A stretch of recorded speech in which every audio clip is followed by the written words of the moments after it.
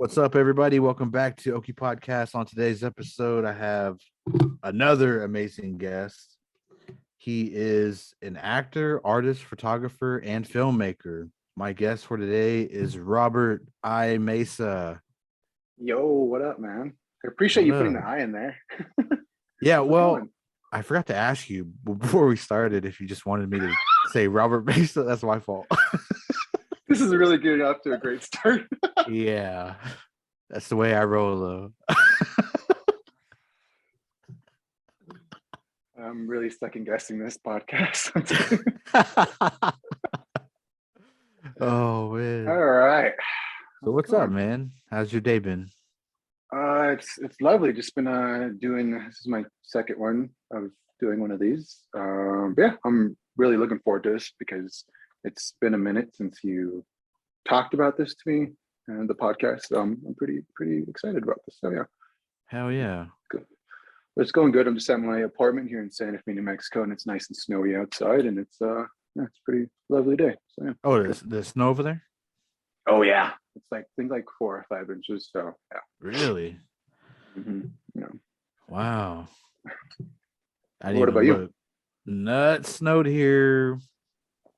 It was like flurries throughout the night on, I think, Saturday night, and nothing stuck, though. It wasn't cold enough to stick. Mm-hmm. And yeah, it kind of just stayed on our cars, but it's real sunny and bright now. It's like 42 degrees out, I believe. So, Nice, wonderful, wonderful. yeah.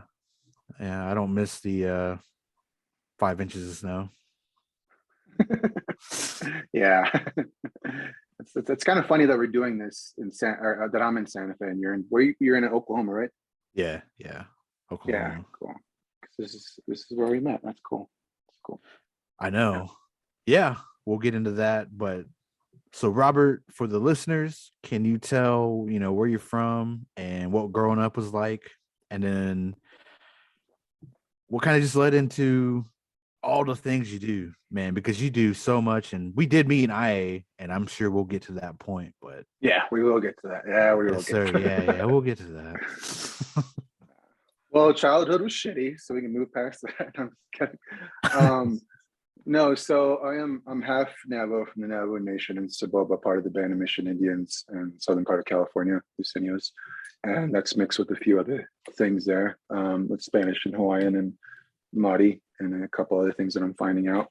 And the reason why I'm finding it out because I was given up when I was a kid. I was with my biological parents for a while, and then right around like 6 or 7, everything just kind of stopped.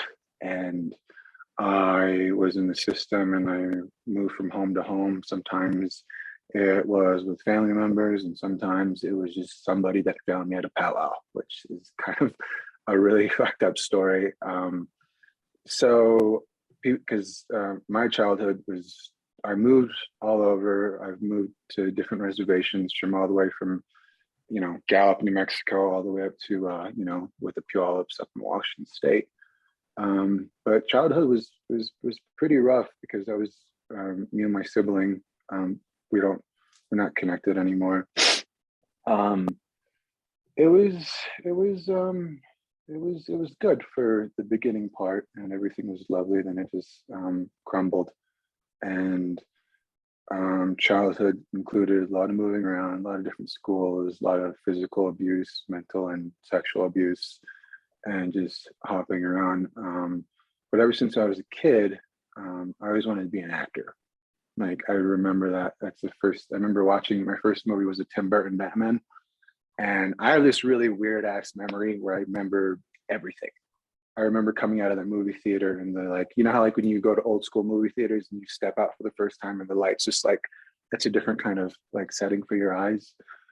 But I remember watching that, and I remember just like saying like to myself, like that'd be lovely to do that. I always wanted to do that. And I remember my grandmother, when I was with her, she introduced me to cinema. She introduced me to she showed me Star Wars for the first time. I never watched Star Wars at her place, and I got into Indiana Jones, and I was a huge Harrison Ford fan, still am, and I just am like a huge Jackie Chan fan. So while I was with her and like with families that took care of me, they just let my imagination run wild. And then when I was with places that were really horrible and shitty, they would just place me in front of the TV while they'd be partying or doing drugs or whatever. And I remember getting passed around a lot, and I remember just having this this education of music and television that I really didn't want, because I would go and live with the family and they would be like into like old westerns. So my mind would be filled with old westerns, or they would love watching like rom-coms over here or old black and white movies over here. They would listen to Johnny Cash over here and like heavy metal and Slipknot and Metallica over here. And so that was kind of cool now that I think about it as an adult, like how all these influences came into my brain. And like I remember probably watching that movie with Quentin Tarantino and Robert Rodriguez, the one Quentin Tarantino wrote, and he was in there with George Clooney. What is it, From Dusk Till Dawn? I remember watching that at a too young of an age. I don't know if you've seen that movie. Have you seen that movie? Yeah, I've seen that movie. Yeah, he's in that movie. But yeah, I just being shown all that at a young age, it kind of fucked me up. But I was like, whoa, this is pretty awesome, and I want to do this.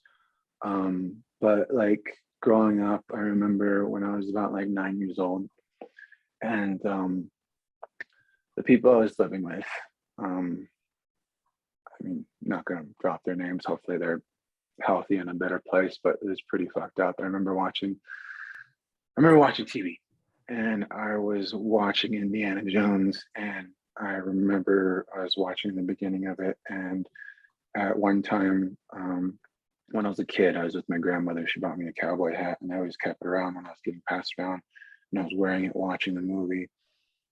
And a few people came up to me, they were partying, and I was in a separate room, and like, hey, Rabbit, because my nickname was Rabbit when I was a kid because I couldn't say Robert.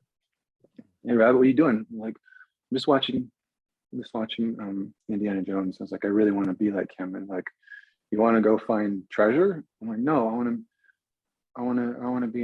do what he's doing. He's like an actor. And then I remember them all laughing at me. And then I remember them telling me that they don't let little brown native kids on television. You know that, right? So you better pick a better fucking dream, kid. And they just left me there. And I remember just crying my eyes out and just feeling just like shit. And then I remember going to another home and a different home, and the schools weren't that great. Even when I go to native school, I always like felt like an outcast. And I I can't remember how many times I've been jumped as a kid and in my teenage years just because I looked different or spoke different. Yeah, so that was kind of rough. So going into my teenage years, there was a lot of just being by myself and letting my imagination like help me through everything.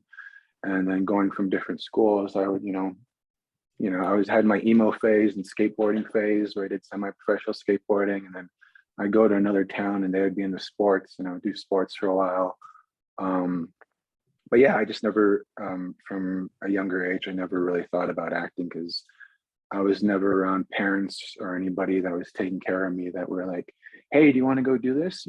Let's go throw you in the car and like take you to practice or whatever. Or you want to sing or you want to dance? Like, no, it was, and definitely as I'm getting older, I know that in the Native community or every community that I went to, no matter what race it was, there was this, just like this toxic masculinity societies I'd go in, and like if I told them I wanted to write poetry, they would drop the F-bomb on me, like, no, only that's a girly thing to do. What do you and this is, not to upset anybody, but this is back in the 90s and early 2000s. Like, what do you get? You want to do this? What the hell? You want to be a princess or whatever? And like, no, go play football, go do this, go box, go do something else. And that was really discouraging, like growing up, hearing that and hearing that if I want to go do this, I'm less than what I am. So yeah, and just I remember dropping out of school when I was around like 16, but prior to that I ended up started skateboarding, and then I got into modeling, because I did a bunch of research and I found out certain actors were models before they were actors. So I was like, man, this is what I'm gonna do. This is how I'm gonna get my feet wet or whatever. Because around when I was like 16, 15, I remember I started regaining like my confidence back a tiny bit. But I remember like a few years before that, there was a movie called A Knight's Tale that came out with Heath Ledger.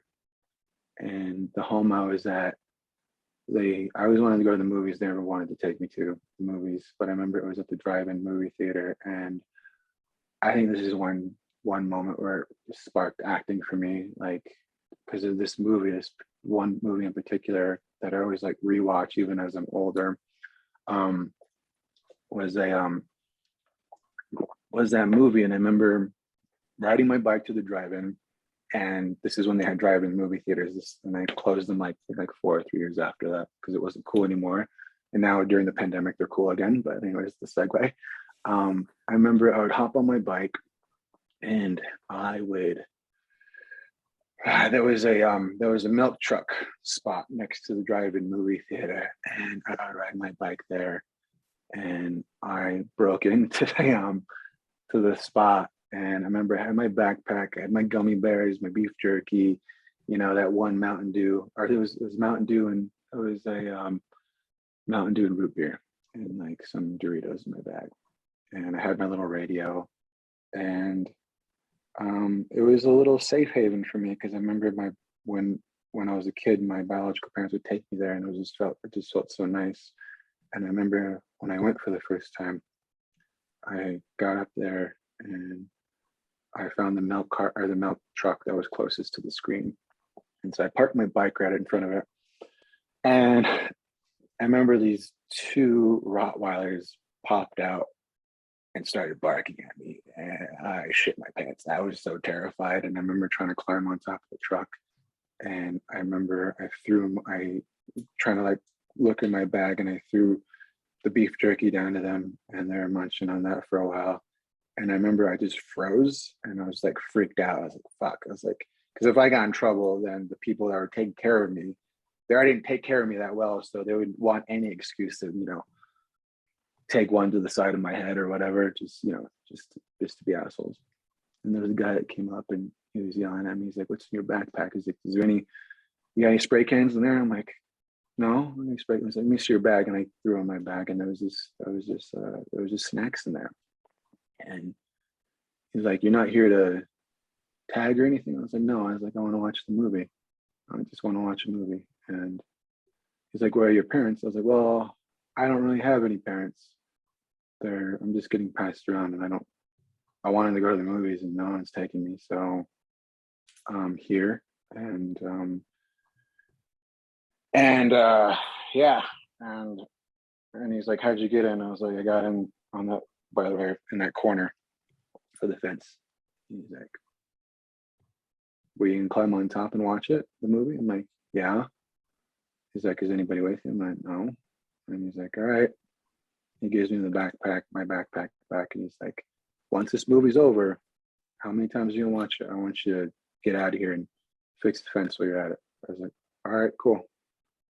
And so I watched the movie, and I just fell in love with cinema again. And there's one line, because Heath Ledger, he has a single dad, and he drops him off with a knight to train to be a knight, but he's a peasant, and he could never achieve, he could never be a knight because he grew up poor or whatever.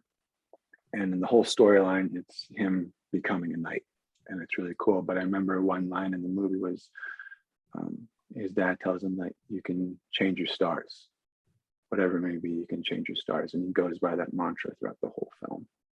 And I remember seeing that, and I was like, wow, that's so fucking cool. It's like, and he gets the princess at the end, and he, does this and everything. I was like, all right, I got this shit.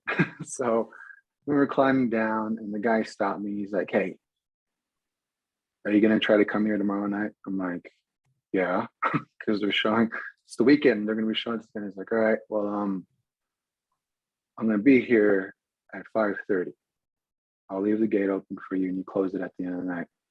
It's like, all right, cool. But it's like, if you're not here by 5:30, I'm closing the gate and I won't let you in. And he's like, I don't want you breaking into this shit again. I was like, all right, cool. So I remember I did that for like 3 or 4 weeks and I got transferred somewhere else. But I remember after watching that movie, I was just like so enamored with cinema again and everything. And,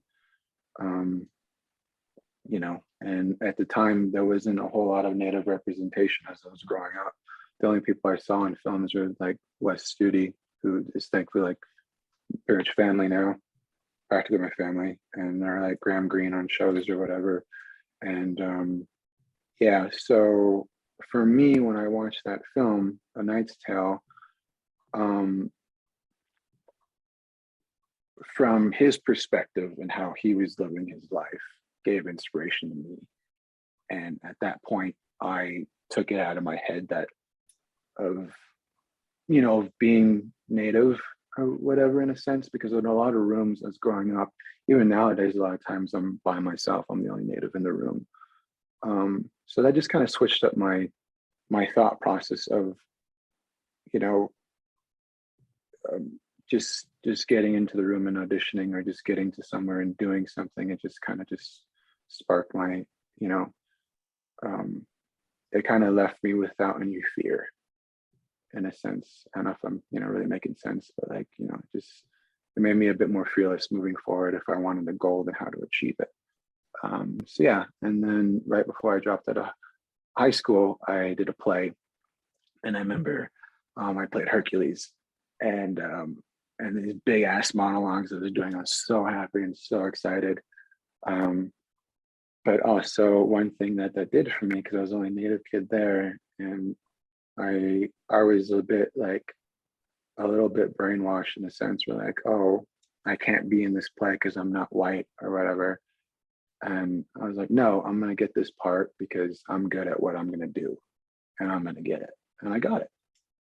And then dropped out of school when I was 16 because I was just in too many homes that weren't working out. And it was just really screwing with me a lot and making me really unhappy. And yeah, and just got tired of all the moving. I got tired of just like having friends for a little bit and having to leave them, or getting my first girlfriend for the first time and not being able to go to a dance or whatever because I have to leave or something. So yeah, it was just that's what childhood was, and it was just like it really screwed me up. And yeah, and so moving forward after like childhood or whatever, I started modeling, and then at one point, when around that area, I got arrested and I was put into juvenile because there was a family I was hanging out with that wasn't that great, that was supposed to take care of me, and I was in the car at the wrong time at the wrong place. And I went there for a while, and then they let me go off for good behavior because I wasn't the one starting fights. I was always the one like defending myself. That's another story.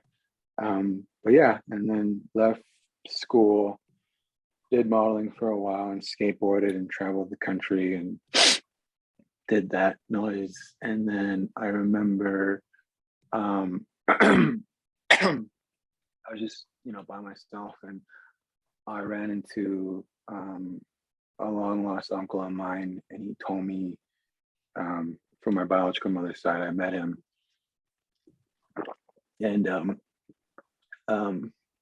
lovely guy. Had a bit of substance abuse, but he's pretty bright, and just like, you know, he's his own. He ran a lot of the school boards for the Native American school district, like from each coast, like helping them get funding and helping them, you know, achieve their goals and like build campuses or whatever. And he told me about a school called IAIA that he helped, you know, pitch in and, you know, work with. And I was like, oh, that's cool. I was like, what do they do there? And he's like, they teach arts and everything like that. I was like, oh, awesome. Because he knew that I was a writer. And at the time, like, I know I'm hopping all over the place, but I got published as a poet when I was 14 because I had a lot of time to write all my feelings down. And one of my teachers at the time, she's like, you should, you know, put your name in for this publication. And I got it. And so he knew I was into writing, and I started doing journalism for a while. And I started writing for the Navajo Times for like a hot second on the Navajo Nation. Started doing stuff with them, and I was just like, I'm not going to get in. I didn't even graduate high school. And he's like, well, just, try it out. Take your GEDs or SATs or whatever and show them your writing samples. And then we'll go from there. I was, all right, that's cool. I don't know if I'll do that. I was like around 17 or whatever. And then, so I applied and they said, you got it. And I was like, sweet, after a few tests and everything like that. So around that sweet spot, I didn't have anywhere to live or anywhere to go. And I remember I was staying with one of my adopted sisters, and I remember this organization called Dancing Earth with Raul and Rulan, who have been, I auditioned for them and they took me in as a dancer and they taught me dance. And Raul Trujillo, he's actually on The Mayans. He's one of the actors on there, and he actually taught at IA he was doing acting classes there. And Rulan was very lovely and kind to me. And then she introduced me to a casting director named Renee Haynes, and that's where I started getting auditions and doing that, and failing horribly at a few of them for playing a fake werewolf, so, which that never came to fruition. But I started helping her cast films and everything like that because one thing I learned growing up was some people that would take care of me. I guess this is the only thing I got out of like this toxic masculinity, like thought, or like, I don't know if it was a coach's thought or whatever, but I was pretty tiny growing up. And so they would push me into like, go play football or basketball with the older kids, just to like toughen me up, or just to make me play better, or for them to rough me up a bit. And so I was like, I kind of want to switch this thought process. I'll go see everybody else on how they audition, because if I go watch other people audition, I'm seeing people who are 5 years into it, 10 years into it, 15 years into it, as opposed to people that are just trying out for a few months. So I see what looks good, what looks great, because I remember when I got turned down from the auditions that I went out for and things I was potentially going to get. I remember when I didn't get it, I beat myself up so bad. I just thought, I'm not handsome enough, I'm not tall enough, I don't have abs, I don't have this, I couldn't do that monologue right. And I learned a lot from it, and learned a lot from just sitting there and watching people like, do amazing work. And some people, auditioning wasn't their thing. And then seeing it being cast after, I was like, why didn't, I remember I asked one time, I was like, why didn't you cast that actress in that? She's like, well, she was amazing, but this is not what we're looking for. We're looking for this. But I'm definitely going to keep her in mind because she's amazing, and I know something's going to fit for her later. So once I got that thought process in my head, I was like, oh, okay, you're looking for this and that. So to help me process the situations better, as opposed to thinking I was worthless. So, and then after that, and then met my mentor, who became pretty much my family, was Mara Studi, and she trained me for a while.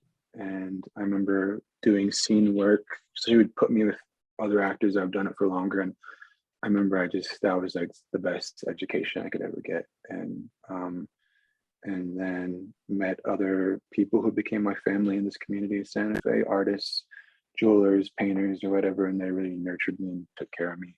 And, that's my family now. And then right around that time, I met you at IAIA. And I remember I met you, and you were selling cigarettes outside the dorm room one at a time. You sold cigarettes one at a time, and you sold just kidding. and you sold like separate cans of Red Bull. You never got a full pack of Red Bull, just one can of Red Bull. And now you're doing really well for yourself.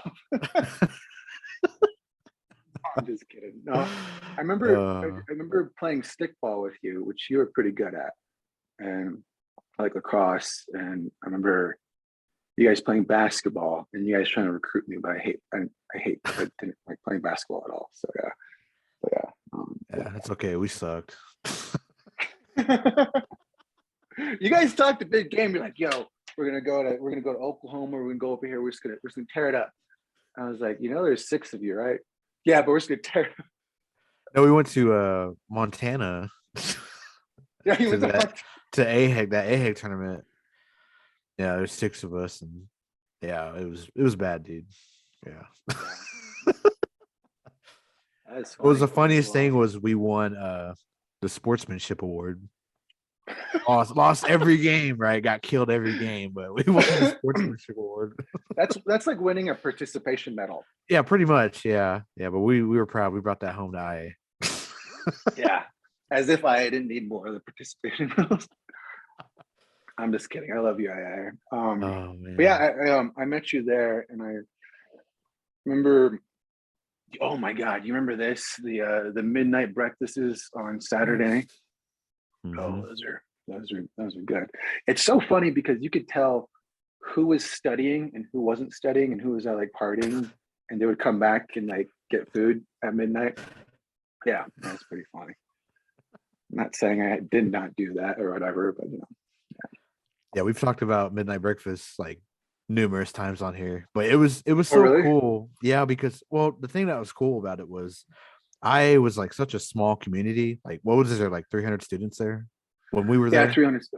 About, About and 300. Yeah, so, yeah, and it was so cool that RJ, took the time to take care of everybody, at yeah, least try to as well. And because I was talking about with Sadie, Charles, and George, and we were talking about how, a lot of us didn't really have like money, like none of us were like fucking rich or anything, and we didn't have like the money to get to either, it was either gas or food. And yeah, so what are you gonna do? Like, and usually like you're fucking hungry or you missed dinner or something. And it yeah, was cool yeah. that RJ took that time. I don't know if he got money from funding or if he did it out of his own pocket, but he took the time to like make midnight breakfast to feed Yeah. everybody. No, that was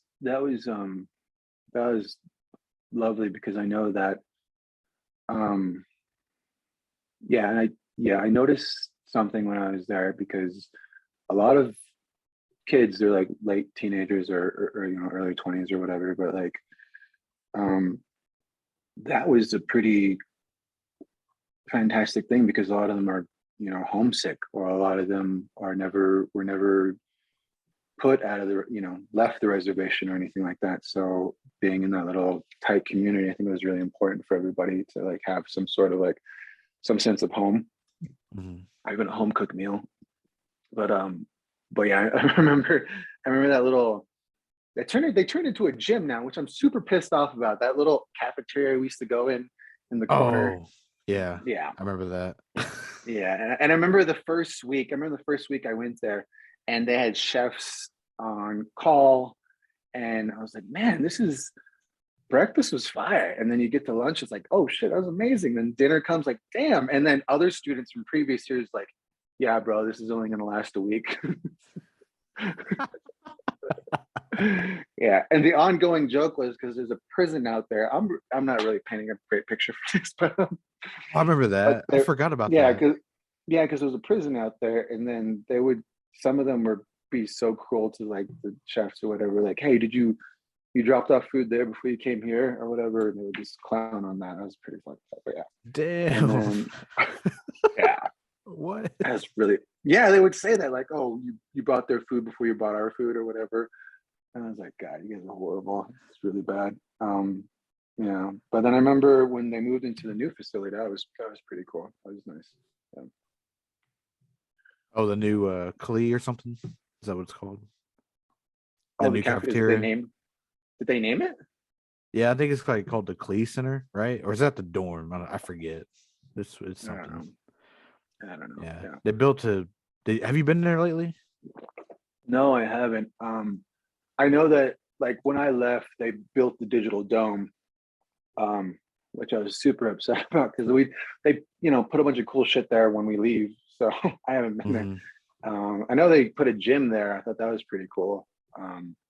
Yeah. But back to that school. That school was just. I remember the first year I went there.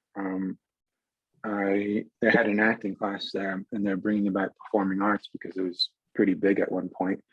And I studied under Gary Farmer. He was my first like acting teacher there, and that was a pretty interesting and wild ride, just to seeing how um just because like I remember watching him when I was a kid, and being able to train with him was just like it was it was so it was amazing, but it was just like I got a really good look into how certain people train or certain styles, and everybody's different. And so that was a cool thing to experience with him. And then after that, I remember I auditioned to do understudy and start taking classes from some people at Juilliard and Carnegie Hall. They had like a program that they built together at one point. And I remember getting in and doing that, and working with them was so cool. It was just pretty. Just studying under those two hubs for as long as I did um, was pretty awesome, because like I grew up just hearing about these names, or just hearing about these institutes or whatever, and being able to actually go to them and like study with them was just, yeah, it was pretty cool. And I remember I was about to go to Juilliard at one point, and I just saw the price tag, and I'm like, nope, we're good. We don't need to do it. Yeah. So that was not discouraging, but I just like I wanted to do more film, and so I went to New York for a while. I lived in Brooklyn, Williamsburg, before it looked really nice as it does now, and then I came back.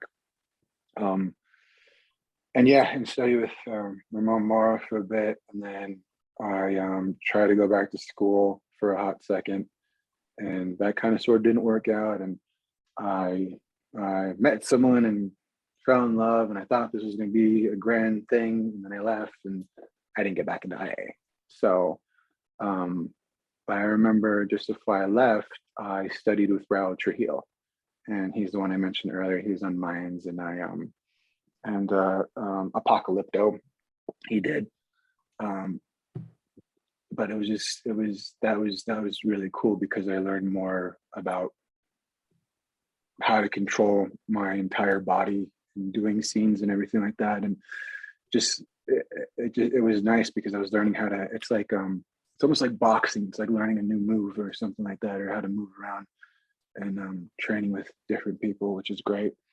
So this brings me up to like when I was like, I don't know, 22 or something like that. And then I left school, and got into a relationship, and then I just I got really, I was a little depressed, and um I got that I kind of just I got really disappointed, because like all this training I was doing and no auditions were coming up, or nothing was happening, because there was like a season for Cowboys and Indians where they would only like make a film with, the criteria at that time was like, can you ride a horse? Okay. Do you have long hair? Okay. You're in. Yeah, let's put you in the background. So hearing that from auditions, it was just like it was really disappointing. And I fell out of love with acting, because I felt like that was all that was there. And then at the time while I was at IA, I would make my own short films and everything like that, and put them into like competitions there or whatever. But yeah, I just fell out of love with it, and just got into this mindset where I need a normal job. I'm just gonna go and start a family and start doing this, because I don't feel like this is really going anywhere. And I stopped really like did that relationship, and that ended. And but I was just at that time, I was just like I was really down on myself, and I just felt like I didn't amount to anything, and I lost my passion. And then at one point I started getting better, um, and I started picking up photography. And I'll never forget this. I remember when I was by myself and I was no longer in the relationship or whatever. And I remember just like picking up the camera, um, because the job I had at the time, I was interviewing artists for a museum. And I remember our boss came up to me because he had fired the photographer that I was working with. He's like, "Hey Rob, do you know anybody that is a photographer? Do you know anybody can do photography?" And I was like, he's like, "The reason why I'm asking because we had to let go of so and so, and you still have your job, but if you need a photographer." And I was like, "Okay, cool." And I knew how much he was getting paid. He was getting paid way more than I was. He's like, "Do you know anybody that does photography?" I was like, "I know how to do photography. I got you," which is bullshit. I don't know how to do photography. So he's like, "All right." He's like, "How much do you need for your setup or whatever?" I was like, uh, and I was a nerd for like YouTube and watching tutorials about photography and everything like that. So I was like, Canon 60. That's what I need with a 24 to 105. And pretty much I was just like shouting off things I saw on YouTube.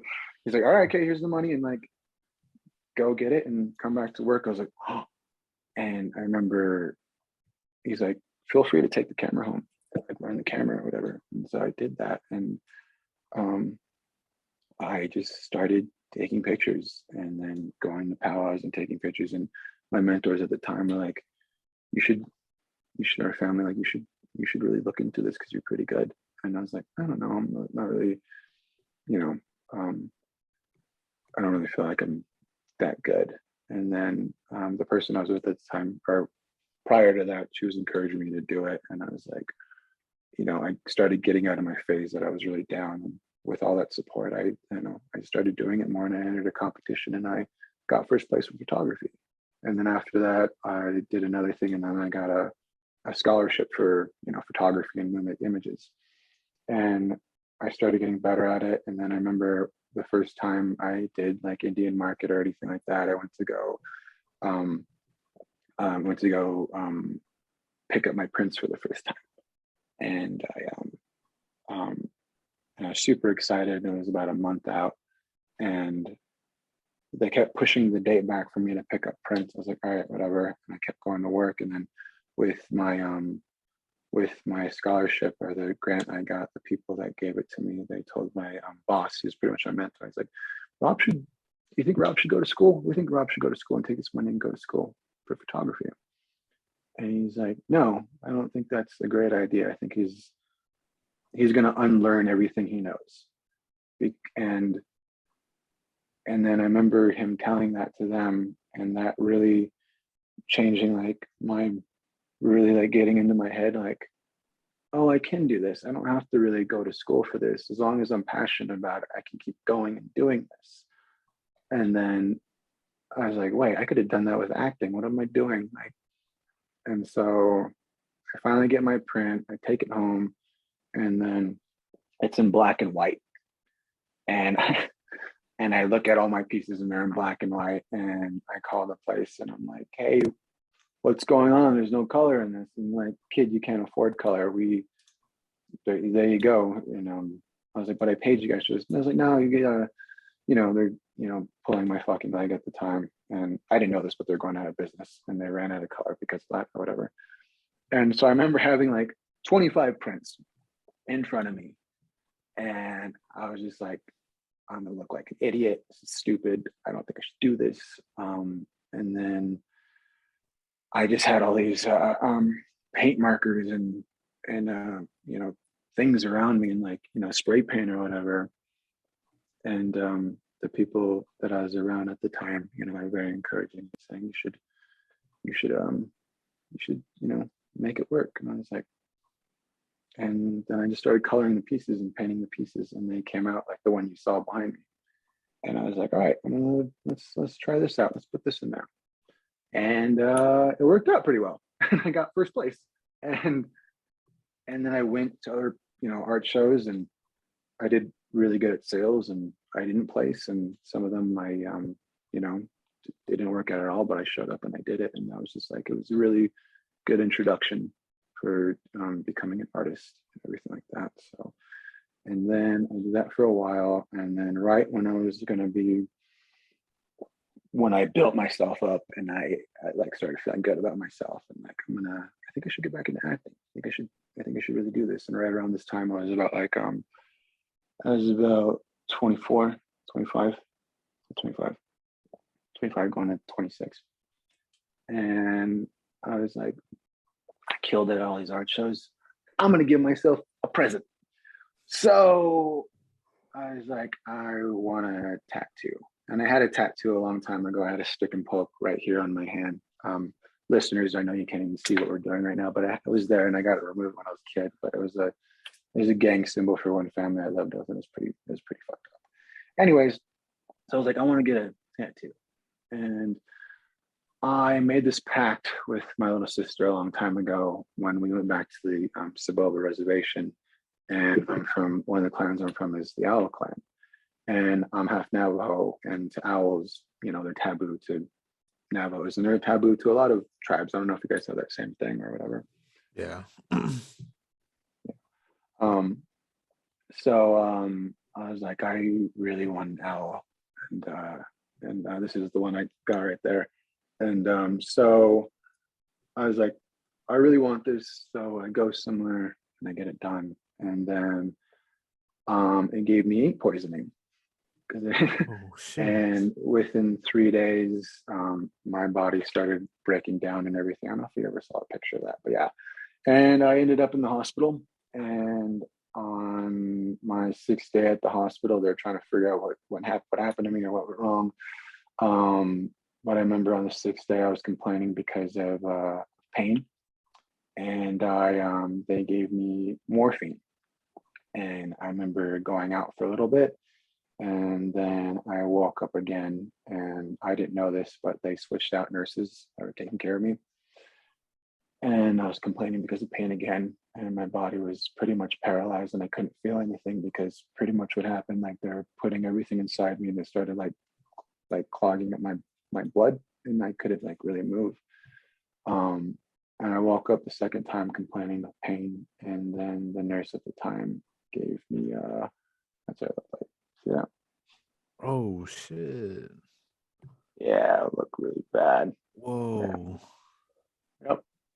Damn. So pretty much my lips were swollen, they're black, my nose is black, my ears, my toes, everything started turning black, and I started getting lesions all over my face and started losing hair and everything. And then the second time she gave me morphine, my heart stopped for a bit. And then they did the thing. And I woke up, and I remember waking up feeling really pissed off because when that happened, I remember crying, and I remember brief moments of people coming into my room and talking to me, but I was out. And and I remember before everything happened, I was feeling so much regret that my dogs are waiting for me when I get home.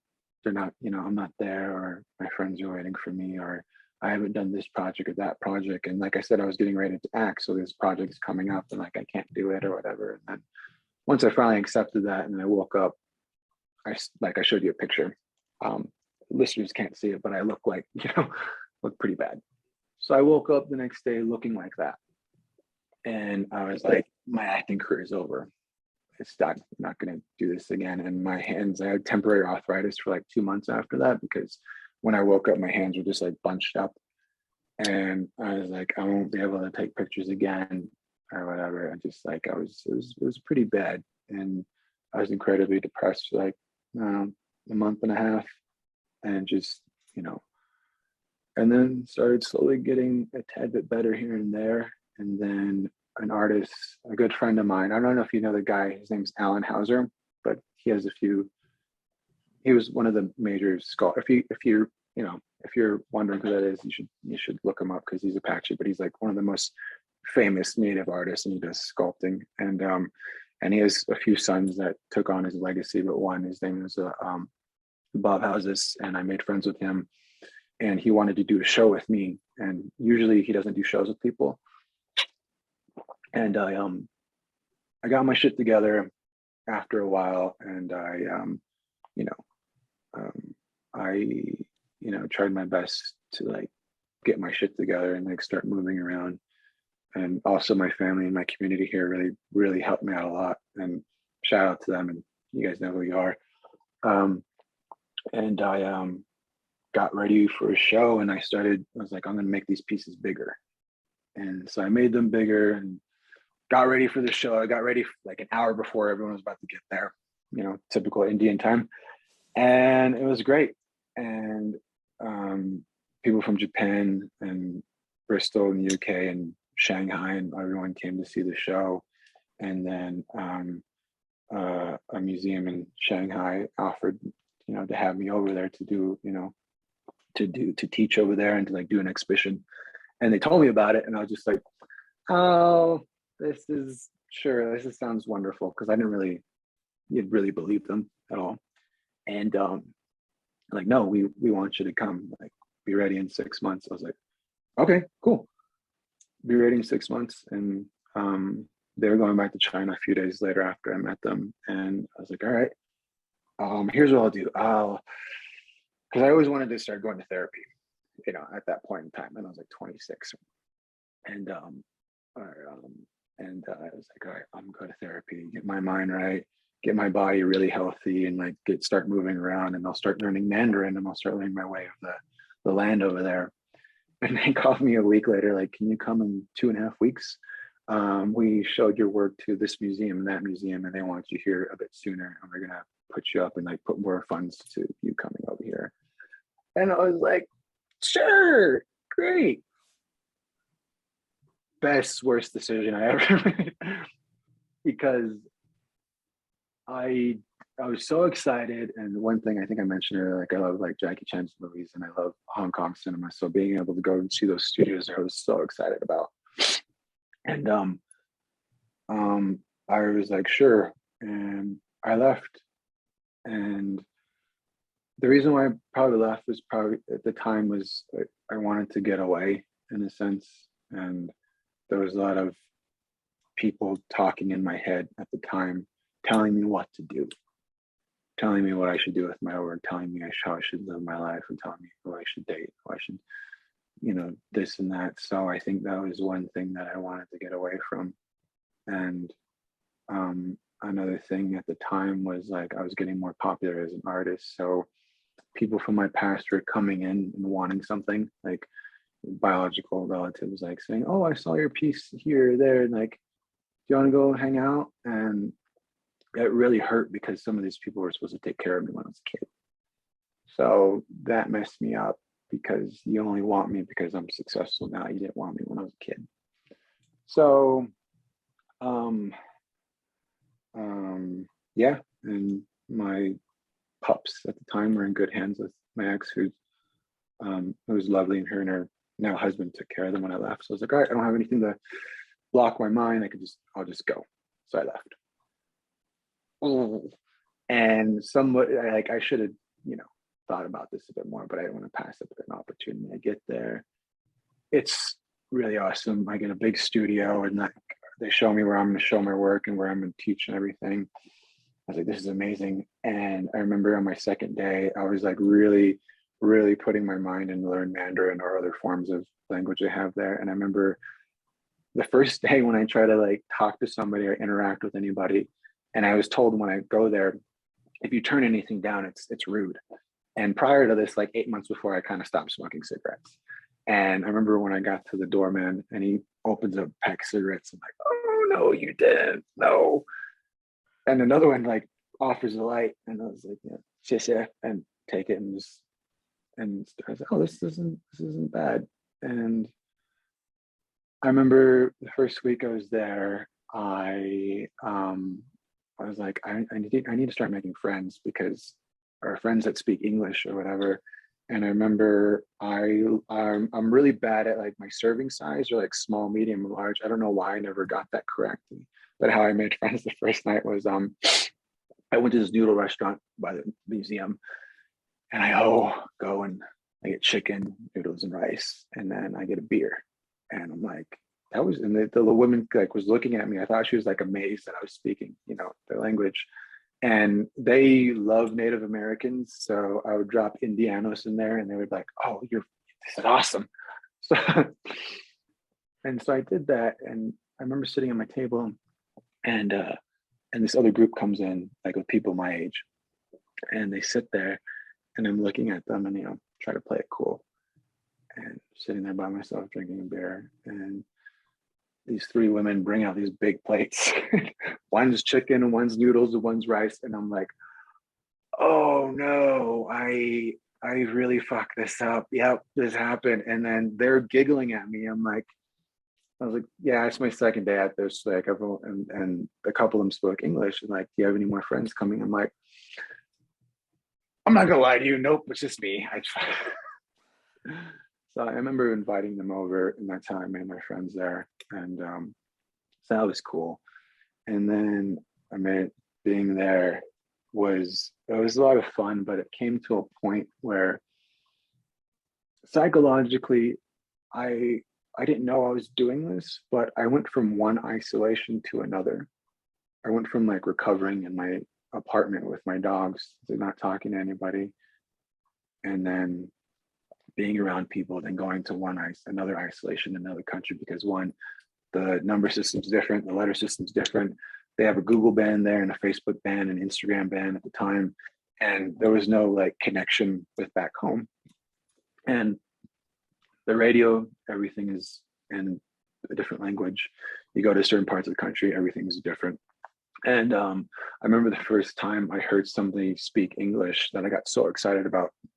And I went to the cinema like 5 times to watch this movie, and it was Ghost Protocol, and then one of the Mission Impossible movies, and they were speaking English the whole time. And it was just so nice hearing that, hearing someone like you could understand it. So that was pretty cool. And I remember I met an expat there, and he's like, "Hey, buddy, we're gonna be this is also in the first week I was there. Hey, we're gonna be every Thursday night we go to this pub down the way, and we all have drinks and like play, charades or cards or whatever like that." And I was like, that's stupid. Like, I'm gonna live my best life here, buddy. I'm fine. I don't need to go and hang out with you guys because you're, bored on a Thursday night.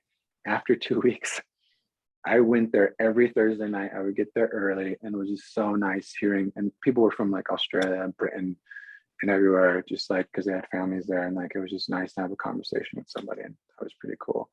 But moving on to the shows, it was lovely, and it was a little heartbreaking because some places I went, the only picture that they have in their minds of Native Americans or Indigenous people or First Nations or whatever you identify with, the only picture they have of it is through cowboys and Indian movies. That's their only reference with some. So introducing them how we look now, and how, because I showed them the photographs of dancers, and like some dancers like of, really, did videos of, it just was like, it was like I was showing them Narnia for the first time. And in some places it was really cool because they're way more educated about what actually happened in the States to natives and to the Black communities and or Hispanic communities. They have more information about what's going on here, and so, which I thought was pretty interesting, that they knew more history than probably more Americans know here. But it was awesome showing them how we look now, which is pretty cool. And I remember I had students there that I taught for photography, and I remember I was teaching them. One week we were focusing how to do portraits, and I was showing them portraits of other people that I've done with in different tribes here. And I did a portrait of this lovely woman that was from the Navajo Nation, and she had her hair wrapped up and everything, and she had all her turquoise on. And I took a photograph of her, a portrait, and then I showed my students there. And this is one of the coolest things that happened when I was there. She's like, she's Chinese. I was like, no, she's not. She's not. She's like, no, yeah, she is. And they named the province that I'd never been to. She's like, yeah, she's from here. I was like, what do you? And then one of the other teachers, that was a photography teacher, he bolts out of the room. And bolts out of the room, comes back, and he shows me pictures of the people there. I kid you not. This is so wild. They look like, they're like native people, and they're riding around on horses. They have turquoise, they have cowboy hats on. And I was like, oh shit, you guys look like you're from Gallup. What's going on here? And it was interesting, and we, shared certain beliefs or like how we pray or everything like that. But it was pretty much almost similar to what what they do. And but I could go on and on about that. But that was lovely. And the rest of my trip there was fantastic, and just doing shows, and did shows in Shanghai, and made some really interesting friends. Made friends with the Shanghai Mafia there, who have a few of my pieces, which is pretty cool.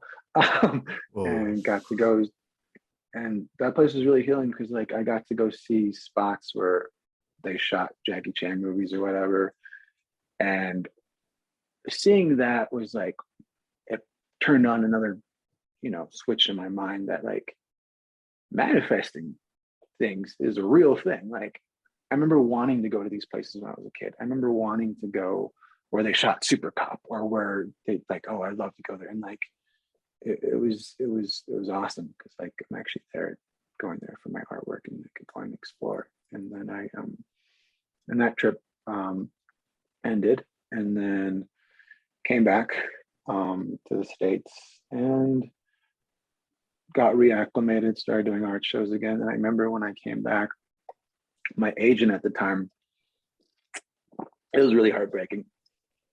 So I come back, I'm healthy, my face got better, and it looked, it didn't look as bad as it did before, like I just showed you. So I was like, all right, I'm gonna get back into acting. We're gonna do this, knock this out. And I go and check my mailbox, and my agent at the time dropped me. Oh, shit. Because I wasn't available, and I told them that I was gonna be gone. But that was really hard for me to take. But I was like, it's all right, it's fine. We're gonna do this. I said I was gonna do this. I want to do this. And then I got picked up by another agent, and then I just started slowly working. And I did. I played a vampire in From Dusk Till Dawn. That was like my first thing that I did when I started getting my feet wet again, and everything. And at the same time, I was doing art shows in different parts of the country, like the Heard Museum, the Autry Museum in California. Started doing that, and then there's a theater company in California. It's at the Gene Autry Museum. It's called Native Voices. I had auditioned there a couple of times, and remember I didn't get in the first couple of times, and I did it again, and I got in.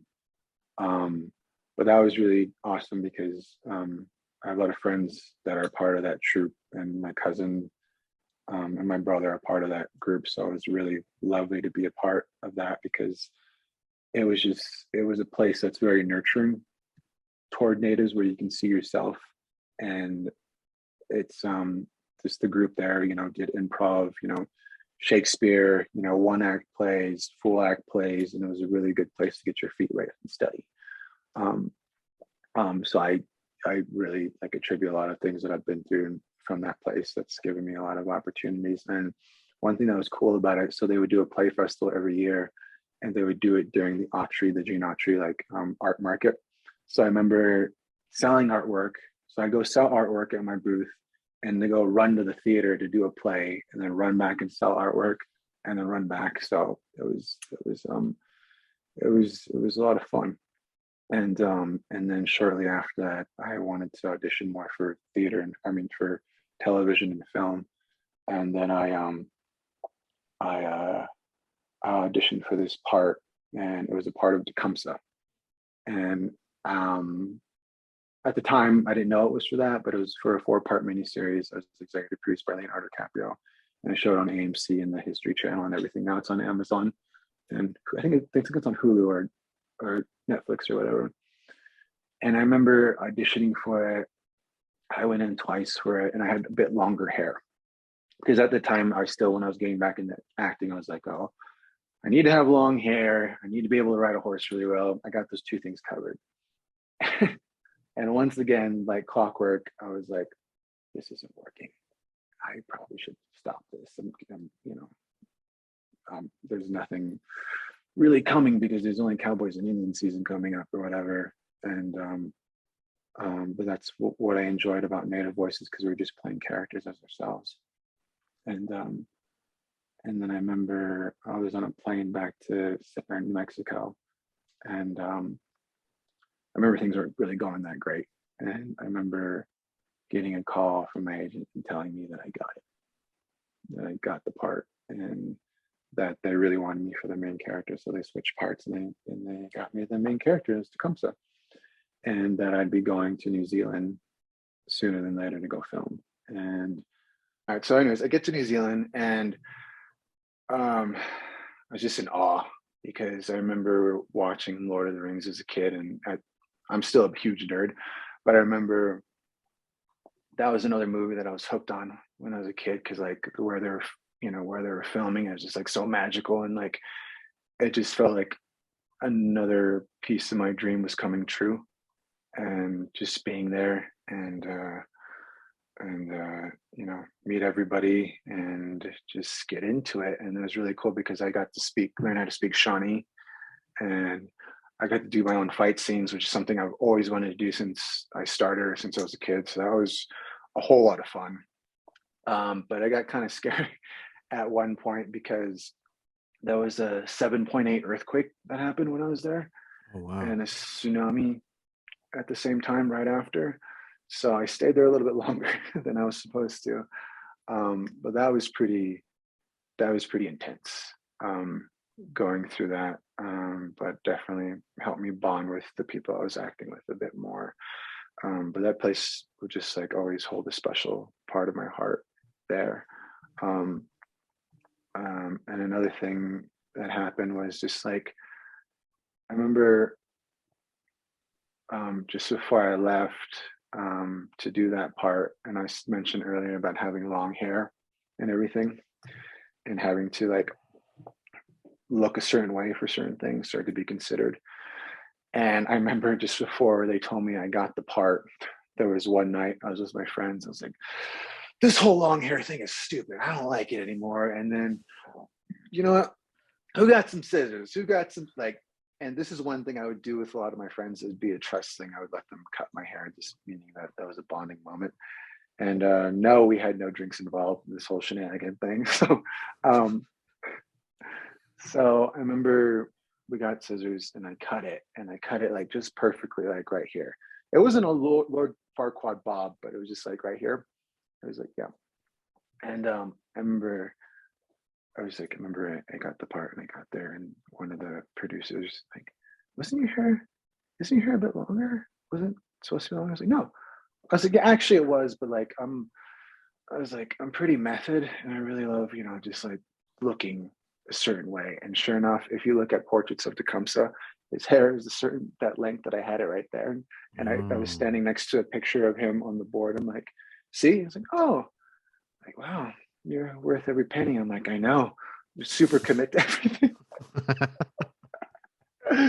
So yeah, but that was cool. But I remember my first day on that set was so the day before, they told me everything was going to be in Shawnee, like, because there was monologues in English that I locked down and everything like that, and then there was dialogues in Shawnee that I was like, had the dialect coach with, and wrote everything down and started recording everything. And the first day on set, I get there, and the director and one of the producers come up and like, hey Rob, we got to talk to you. And I'm sitting there, I'm like, oh fuck. I was like, I'm going home. That's it for this fairy tale. We're done. And he's like, I was like, what's going on? I was like, what did I do wrong? Did I, and he's like, no, you're good. Just we're gonna be, those monologues. I'm like, yeah, the ones you guys switched in Shawnee. And I was like, are we gonna film those like in a week or so? And I can have down in a way. He's like, no, actually, we have to film both your monologues today. And I was like, what? And like, yeah. And they bring in two PAs, and one of them has this big like whiteboard, has like 12 or 15 of them, and one has a big Sharpie. And like, these two are going to help you. You're going to be with them for about 2 hours before we're going to shoot. And like, just write it phonetically and how you feel like it, how you just, we'll come back and check on you. I was like, okay, cool. So these monologues written out in Shawnee, they're about 2 pages each. And yeah, that was terrifying. And I remember started writing all the, note cards and everything like that. And then we're getting ready to do the scene, and there's another character that he had to do the same thing. And we're in enclosed space when he does it. And as he's doing it, I was like, you know what? I'm a glass half full kind of person. I was like, you know what? This is pretty cool because I know Marlon Brando did this and it worked for him, so it should work for us. He places the cards all over the room. He does this scene and it goes lovely. And like, all right, Rob, you're up. I'm like, all right, cool, let's do this. And so we go outside and where we're at the time is where they filmed all the elves in Lord of the Rings. And there's a really beautiful stream coming down, and that water there, you can drink out of the stream and it tastes so good. And it was just like, and I walk out of the little hut and they have this man-made fire and all these extras, these mighty extras. I'm like, this is so cool. Like this is awesome. Start walking up. We put the cue cards around the fire. And then right before, like 3 minutes before I'm about to start, it starts pissing rain and blowing everywhere. And I'm standing there and like, John is like, you ready, Rob? I'm like, sure, guys. And right when we start, the cue cards just fly away and they fall in the mud and everything like that. And I'm standing there. It's like, all right, I'm going home tonight. This isn't. We're going home tonight. And and we're trying to think of things to do, and it's just like, hey, can you just put like a mic in my ear? Can we do that? Like, yeah, it sounds like a great idea. I was like, all right, cool. And like, cause I have long hair, I can put it over it. And so I go to Video Village and I hand them my cell phone. I'm like, I recorded this last night, and you just hit play on this thing. God bless the man that he did this, but he looks like he never had an iPhone before in his life. And I don't know what version iPhone it was, but I was like, just hit this button right here on the screen and just leave it on and you're good. He's like, all right, cool. So, get the jitters out, go over there, and we start doing the scene. And the lines are coming in my ear, and I'm like, it's going really well. I feel like a boss ass bitch up there, and I'm like, this is great. And then the camera moves one way, and the director's like, hey, move around the fire, Rob. Move around the fire. I was like, all right, cool, I got this. So I'm walking around the fire, and everyone's hearing what I'm hearing, and I just get this in my ear, and it's blaring in my ear. And then I make this like sour face or whatever, and I start walking back the other way, and I start getting more signal. I start doing the lines. It's like, and the camera moves the other way. The director's like, no, Rob, go back the other way. I was like, you want me to try the other way? And in my costume with this badass axe and a knife around my neck, and I'm just over here like, which way you want me to go? This way?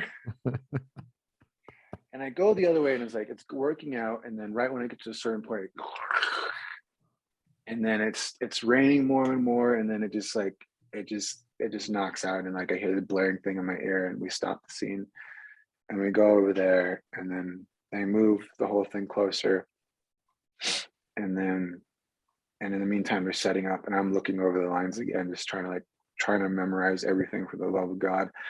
And then and I go back, and I told the guy, I was like, just hit the thing once. He's like, all right, cool, I got it the first time. I was like, all right, cool, I know you got it. I go back, I start the scene. I remember the first part of it because I was so stressed out that it locked in. And then right in the middle where the things, I go around the fire and the camera moves, and then there's no sound in my ear, and it stops. And right when the camera's going, and I go to the sound guy, I was like pointing at my ear, and I was, putting my hands up like, hey, what's going on? And then right when the camera turns back, he drops my iPhone in the mud, and then he starts hitting the buttons trying to turn it on, but it's going to different scenes that are pre-recorded just to help me train my voice or whatever, and my accent. He's going to different scenes, and I'm just like, oh no. And the director hears this, and the director puts the camera the other way. Prior to getting to set, I was listening to the Jackson 5 ABC because that was getting me hyped that morning. And when the camera comes back, he's messing, and then he starts playing ABC, the Jackson 5, and everybody can hear it in their earpieces. and the camera comes back to me and it's just like ABC, and I just like, I've never sweated in one spot in my whole entire life, and I was just, oh my god, this is really embarrassing. And yeah, and then we took a break for 30 minutes and I just drilled that whole thing in my brain. And then we did this scene again and they were playing the lines and I was like, all right, screw it, I got all of it, and I took it out and did the scene, killed it, and we did the next scene, and that one that was really good. So yeah, it was yeah. But Wow.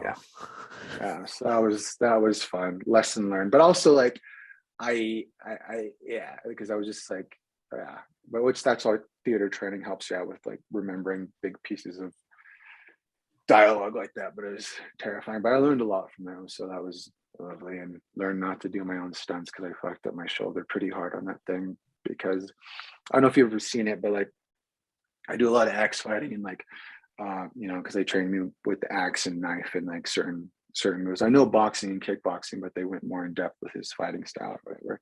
And I remember this one time, it was funny because all my castmates, we all had like big stunts. Like someone had to jump off a cliff, someone had to like hop off a horse and tackle somebody.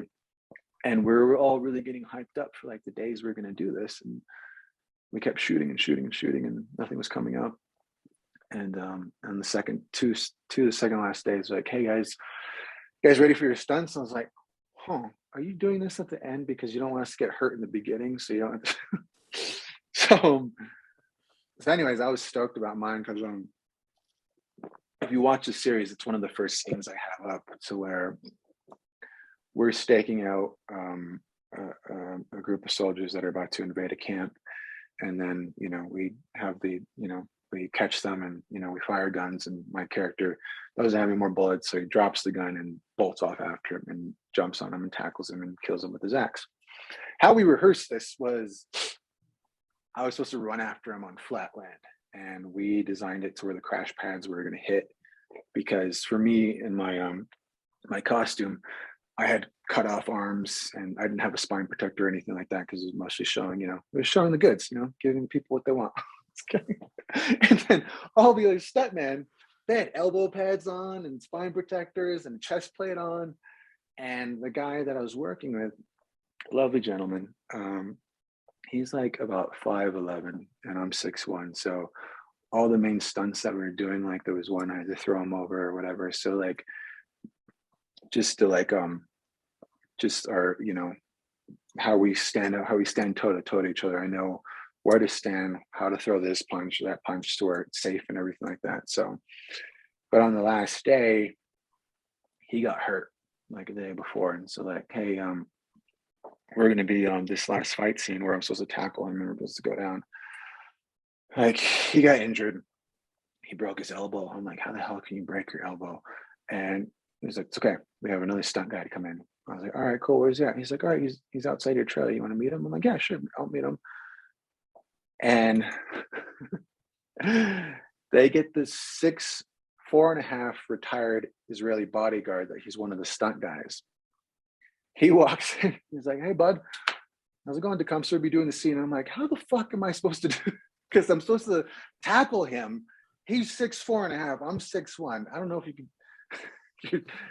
It's just like, no, this is.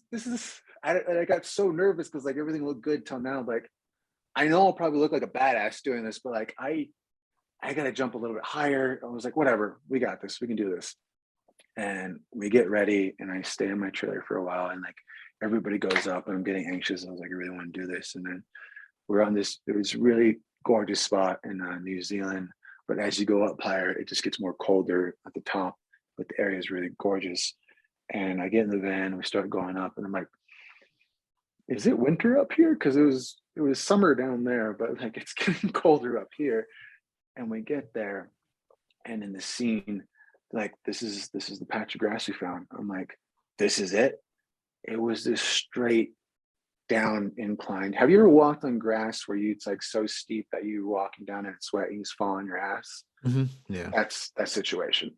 Oh. So and they have the camera down at the bottom, and they're like, yeah, Rob, just go for it. Like, and the director's like, so we're gonna do a practice run, And the stuntmen are there like, no, they're going to take care of you. I'm like, I'm looking all the way down. I'm just like, oh God.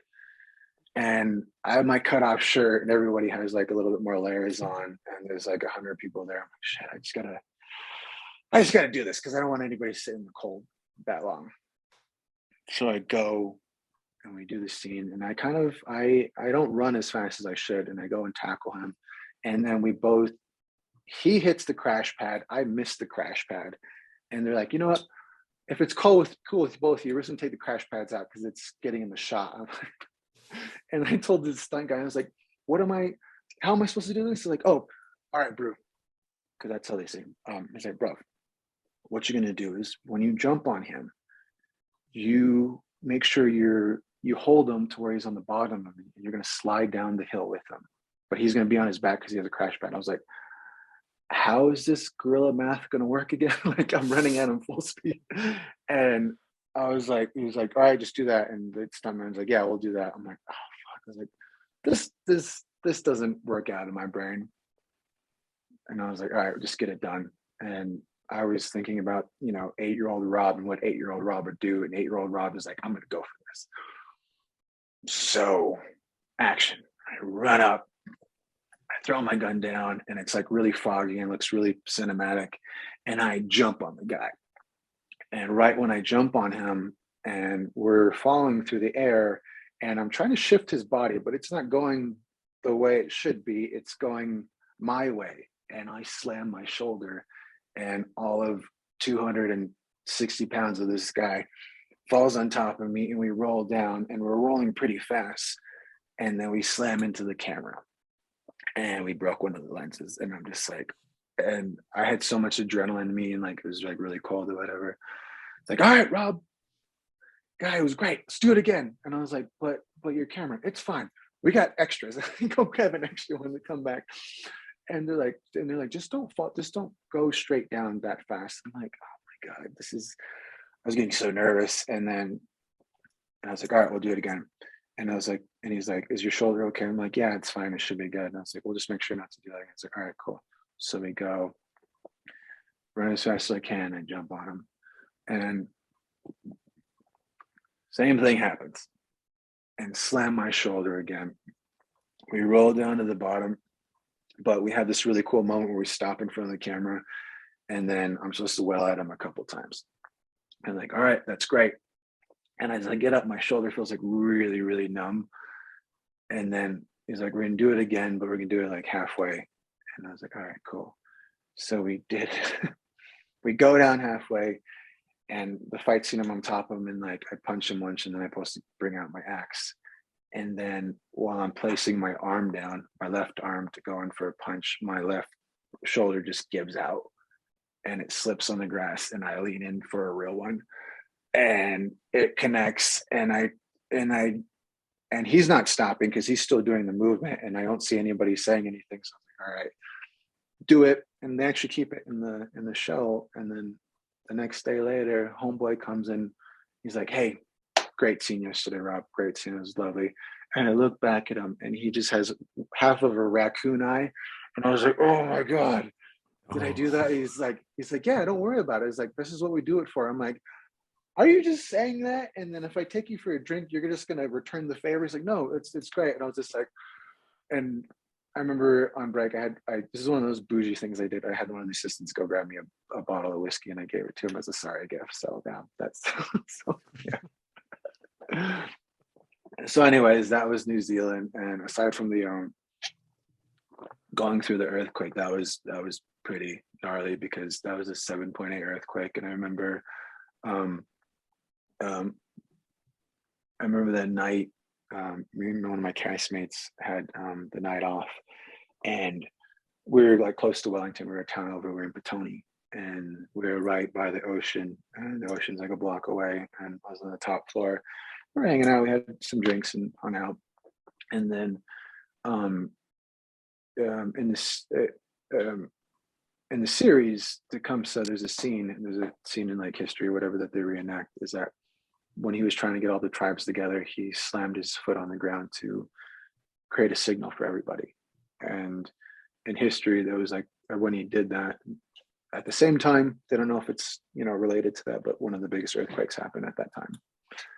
And me and my buddy and my castmate were talking about that and the history of it. Like, that's really amazing how that, like, if that's, I believed it, and like he believed it too, but some people are like, that's crazy how that happened, or it's probably just coincidence. I'm like, yeah, I know. So sitting there, and in my place I was at, I was lying on my bed, and I could just feel like a circular motion of something happened. I was like, that's what the hell? I was like, I didn't do any drugs tonight, did I? Nope, you don't do drugs, we're fine. All right, go back to sleep, and it sounds like a truck hit the side of the apartment, like hotel place we're at, and I freaked out. Threw on my contacts, went outside, and then it was really quiet. And then I hear a shake, but then I look down the road, and the road just like kind of like goes like this little like wave form, and then it hits the part of downtown that we're at, and there's like these windows shattering, and I was like, oh shit, this is like a big one. I go inside, wake up my castmates, and that night was just a trip. Wow. And I think they had like 780 aftershocks that night. And then when they told us to go inside and chill out and like wait for more information, my friend's wife is on the other part of the island because we were on the South Island. She's on the North Island. She said, and they were getting news faster than we were, and she said like a tsunami's coming. And I was like, oh, that's weird. I was like, that would suck if a tsunami came. And I was really stressed out, and we had a bottle of vodka that we were sharing. I go out on the balcony and I go light a cigarette because I just don't know what the hell to do, just to calm myself. And this is the trippiest thing I've ever been in, situation I've ever been in. Like, I've been in like around tornadoes or tsunamis or whatever, but nothing like this, where there's so many birds in New Zealand. By the time when this was happening, you couldn't hear any birds whatsoever, and not even seagulls. And it was so quiet. And this was a supermoon when it happened. And this is right around when Trump got elected. So I just felt like the world was coming to an end. So during the supermoon, like the moon turns everything blue. So I look out to the ocean and I see like dark gray sand. I was like, all right. And then I see the ocean is like pure black. And in the middle, I was like, what's that middle part? Like, it's like really shimmering. And my buddy, his name's Andrew, he came out. He plays the villain in the show, and he came out, and I was like, what's that glistening in the middle? It's getting bigger and bigger because the gap was opening up. And I was like, he's like, those are jellyfishes out there. So when the water was going back into the ocean, the jellyfishes didn't have anywhere to go, so they stuck to the bottom of the ocean. They couldn't go back, so they're like freaking out because they didn't have any water. So, and he's like, yeah, my wife said a tsunami's coming. I was like, okay, what does that sound like? And he was describing it to me like, well, when there's buoys in the water that in the ocean that go low, that's when an alarm goes off. I was like, okay, that's good to know. And right when he's talking about this, the tsunami alarm goes off. And oh God. And we look at each other. I was like, I'll meet you downstairs. He's like, all right, I'll meet you there. I grabbed my bag, and I remember I had two phones. I had an American phone, and then I had a New Zealand phone. And I remember my aunt, she's an artist as well. She's lovely. I remember calling her, and I'm like, I think this is the last time I'm ever gonna talk to you. I love you so much. And like, I'm running out of battery, but like, I just call production at this number and like, just check on me in a few hours. I love you. Bye. And hung up. And then I remember the next person I called, my girlfriend at the time. And it was funny because she didn't pick up the phone. She put it to silent when I called. That's how that relationship turned out. And put it to silent. And I was like, oh. And I was just being really kind at the time. She's probably busy. And I was like, who else should I call? And then I called my agent. And I talked to my agent on the phone. I was like, hey, I really appreciate you so much for getting me this job. I don't know if I'm going to talk to you again. She's like, what's going on? I said, there's an earthquake that just happened. She says, there's an earthquake just happened. I'm like, oh my God. I'm like, and a tsunami's coming. And she's like, a tsunami? I'm like, yeah. And then the phone dies on me. Shit. And then I was like, oh, fuck. And then I was like, all right, they know where I'm at. And then I rushed downstairs, and then a couple of my castmates are there, and they're by the garage. They're trying to figure out what to do, and some of them, everyone hops in cars and goes up the mountain. And then I go downstairs. My buddy Andrew that I was with, I couldn't find him, and I looked all over. And I go back into the place, and then it was like 3 floors, and I can't find him. I was like, "Fuck!" I was like, "He probably left. He's good. Don't worry about him." And then it was a family that I got to know that was staying at that place, and they're French, and I would, speak French with them every once in a while, and they're yelling at me in French, "Get in the car, get in the car." So, all right, hop in the car. We go up the mountain, and I look at the other mountain. There's a trail of cars going up the other way. And I look into the ocean. You can see it shimmering. More jellyfishes like out there that are dying. We get up there, and we wait. And the whole land is covered in blue, like the moonlight. And you can see people on top of their houses. You can see people gathering on like the tips of bridges so the water goes under. And then after 2 hours, after like 30 minutes, the alarm goes off, and then they say everybody can go back, and it should be fine. And so I go back, and then I remember being there, and I was just like so scared to go to sleep. And I found out my buddy, he went onto the roof to pass the time, and he came back down.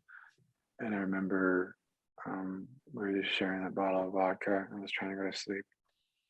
And I was like, if that earthquake comes again. And I just built this little fort under this metal table in my room. And I tried to go to sleep under it. And I was just lying in there. I was like, man, I was recharging my phone. And then I was like, you know what? I'm not going out like a bitch. I'm going out Titanic style. I'm going to sleep in that bed. And if this should take me, it'll take me. I just passed out in the bed. I wanted to go out like that old couple that's in that bunk bed in Titanic where they just like hug each other and the water comes in. Yeah, that's how I envisioned it going.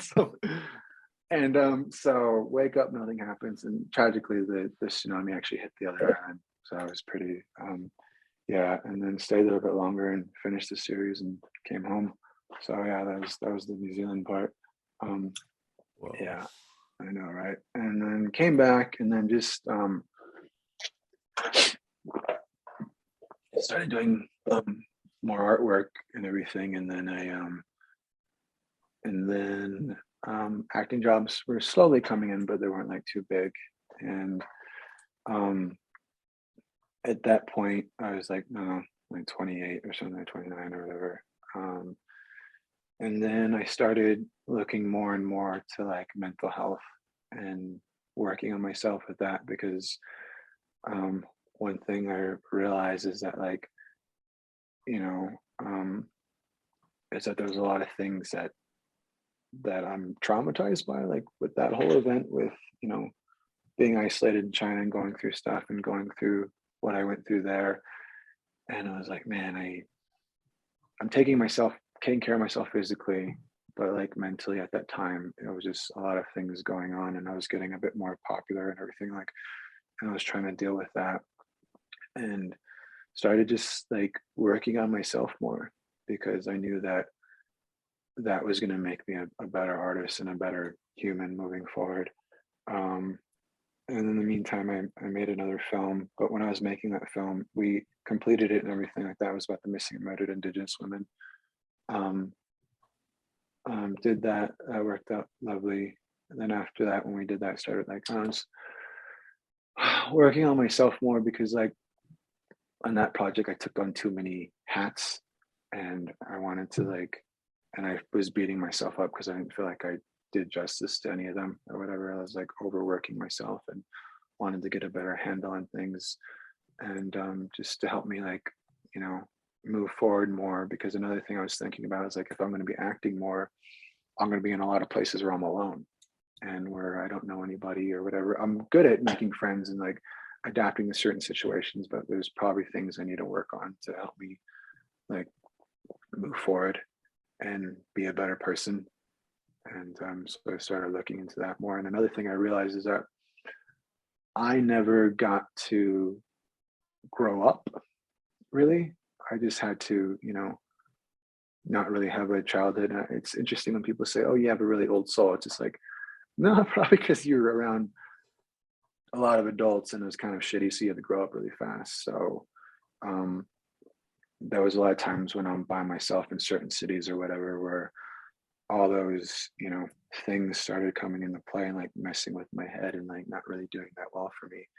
And then while I was around like 28 or whatever, I was trying to work through this, and then I moved to LA full time because I was like, I need to, put more of this into acting and like get more into it. And then when I went there, I remember I broke my leg and ankle at the same time, and it was really fucked up. But prior to this, while I was working on myself, I was like, you know what? I need to go back to theater. I really need to go back to like my roots and like cater to that to make myself a better actor and just like move forward and like, make myself a more, work on myself in that way, my craft. So I had auditioned for a play, and the play was called Crossing Minnesota, and it was the writer Mary Catherine Nagel, who is from the Cherokee Nation. She's also a full-time lawyer, and actually our mutual friend Natalie was in it, and she played my love interest, and I played her love interest in there. And I remember auditioning for that, and I got it. And then I was super excited to do it because it was going to be at Portland Center Stage at the Armory. And from what I knew at the Armory Theater in Portland, that it was like one of the most like high-end theaters that you could do work at, and like people go take their stuff, there, then they take it to Broadway, or shows come from there and go there. And one thing I knew about it is that my cousin Delana Studi, that's her home, because she's done like solo shows there and other productions there. And I remember I was so excited but a little intimidated because like she's amazing. If you know who she is, you look her up. She's phenomenal. She's a phenomenal actress, and I feel very honored to call her family. And anyway, so I audition, I get the part, and I'm like, all right, this is gonna happen. We're going to do this. We're going to get back in the theater. You're going to sharpen up your skills. You're already, I was getting really prepared and like kind of just like healing myself. And then I break my leg and ankle during a sporting event. And then I go back to rock bottom, and I'm in isolation again for like 2.5 months, where all these things I was working for, the art shows, everything just came to another halt. It was really depressing because like I had to pass up certain acting jobs and whatever, so that really hurt everything that I was working toward. And I went through that, and just pretty much that sucked. And but one thing I didn't tell production that I broke my leg and ankle, because I didn't want to be recast. Mm-hmm. So I rehabbed my leg and everything and get back into it. And I remember they extended I don't know if you've ever had a broken anything, but you have to go on they wrap you up, and then you have to go on a boot later on. So I remember they put me on a boot like a week before I went out for the show. And I remember I took off my boot like 2 days before I was about to go. And one thing about recovery is they tell you that like the aftermath of everything like is the most painful. I'm like, this is already pretty painful. Like, I did 2 breaks in one leg. I think we're good. But I remember it was so painful because all my tendons were coming back into my foot and, my ankle and my leg. So it was really difficult. And I remember I go to Portland, I get there. And as I'm going there, I see billboards of my cousin and the show she's done, and how, it was just bringing around more hype about this theater. And I was just like, oh my God, I really hope I don't fuck this up. So I get there, I meet Mary Catherine Nagel and Natalie, and I make a really good friend. Her name's Sarah Lee. She's another actress. She's done phenomenal work too. Just meet this lovely group of thespians and get in there, and it was very healing, and it felt like the second part to a Rocky movie where you get training again and everything like that, and everything like comes back into like starts working again and everything. So that was lovely to do. And That play was called Crossing Minnesota, and the playwright, she's a genius. And pretty much what she does is she writes characters from the past and present. So she got commissioned to write a play about Lewis and Clark, and she connected it back to the Dakota Access Pipeline. And pretty much what a lot of people don't know is that Chicago Way, I met Lewis and Clark where the Dakota's Access Pipeline was happening. So the first part of the play is where Chicago Way meets, Lewis and Clark, and she's already, Charbonneau has already, taken her in and raped her, and that's how the baby comes about and everything. And then I play her love interest, and then it goes to the future. We're at the Dakota Access Pipeline, and that show was pretty awesome. And it was nice because doing that show taught non-natives the real history of what actually happened, and to do that in a city where they pride themselves on Lewis and Clark College was it was a really fun and educational feat to do and everything like that. So it was good. And did that and knocked it out, and did the show with these two other natives that I told you about earlier, Natalie and Sarah Lee, and they're phenomenal. And then after that, I would go on to do another show. It was called Sovereignty. It's based on John Ridge, and it's about the Cherokee Constitution and what happened on how everything broke up at that point in time. And Mary Catherine Nagel also wrote that play, and I got to do that in San Francisco, which is a lot of fun. And I did that with my brother Colin Studi and a few other actresses, and another actress, a native actress named Elizabeth. That was really cool too, because another thing with the theater that I missed is that human connection. Like when you doing the monologue, you do a joke or whatever, you could just feel all that energy. And one part of that energy that's shared is that you're showing some of these white people what actually happened to our people, and the accuracy of it, and what just bringing that to life in an art form is a great honor to do. And some of the shows we do Q&As after, and we had like some pretty like tough conversations to have, but we're having them, and that was pretty good for showing them like what's up. And and then I move on to later on do another Mary Catherine Nagel play where I did some understudy for, and that was called Mannahatta, and we did that at the Yale Repertory Theater, and did that, and just right after that, that's when COVID happened. So and did the same thing like everybody else and stayed inside and didn't really do much. And I think that's when you started this podcast, Yeah, about last year. It was about January 2021, the end of January. I did that show there, and that was lovely, and did that with a lot of other natives are pretty amazing. And I actually that show has Lily Gladstone in it, and a few other natives in there who are doing phenomenal things. And did that, and then pandemic hit. Took a big break from everything, and focused a bit more on my mental health, because that was pretty isolating as well. And and then come October 2021 or 2020, production started coming back, and people started slowly going back to LA and doing stuff. And at the time they were just doing COVID testing. That's pretty much all they're doing for productions. And I started doing auditions again from home, and then I got this group of auditions for different projects that and then one of them was Grey's Anatomy. And it was, the deal in the beginning was just for like 2 episodes, just to pop in and out. And this is cool. This is awesome. It's such an iconic show, and was very happy to audition for it and do that audition. And then just like all the other auditions, just do it, and just like, whatever happens. And then about 2 weeks later, like a week and a half later, I get a call and saying, "Hey, are you available to do this and that?"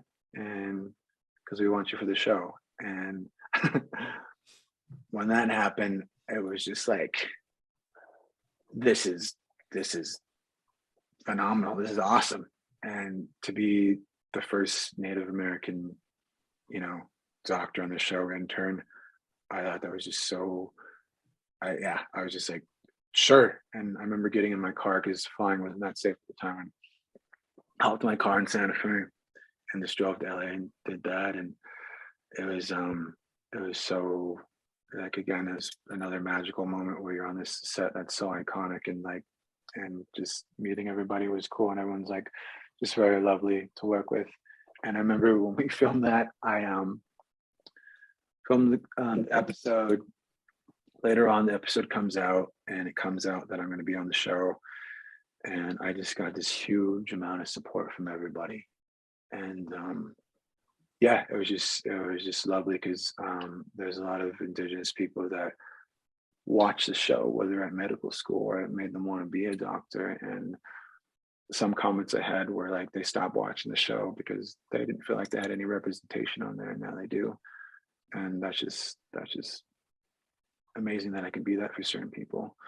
And then I remember I was only supposed to do 2 episodes, and then I did one, and I didn't come on the show for a while because I was doing other stuff.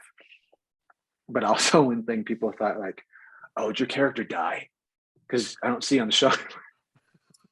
And man, I got roasted really hard on some things that my friends would show me or whatever. Because like, oh yeah, Dr. Chi, he didn't show up in this next episode because he got COVID and died. Or there's like fan fiction things or whatever. After the first episode, like, oh, his mentor got COVID, so he probably got COVID and he died, but they're probably gonna bring his mentor. Just all these storylines. And that's where I like ran into, like, don't read the internet. People will say whatever they want, they'll talk shit, they'll praise you or whatever, but just don't read it. And I just left it alone because it wasn't really too good for my mental health. Um, and then I came back after the winter break and did another episode, and that's when word got out that one of the new characters of the show.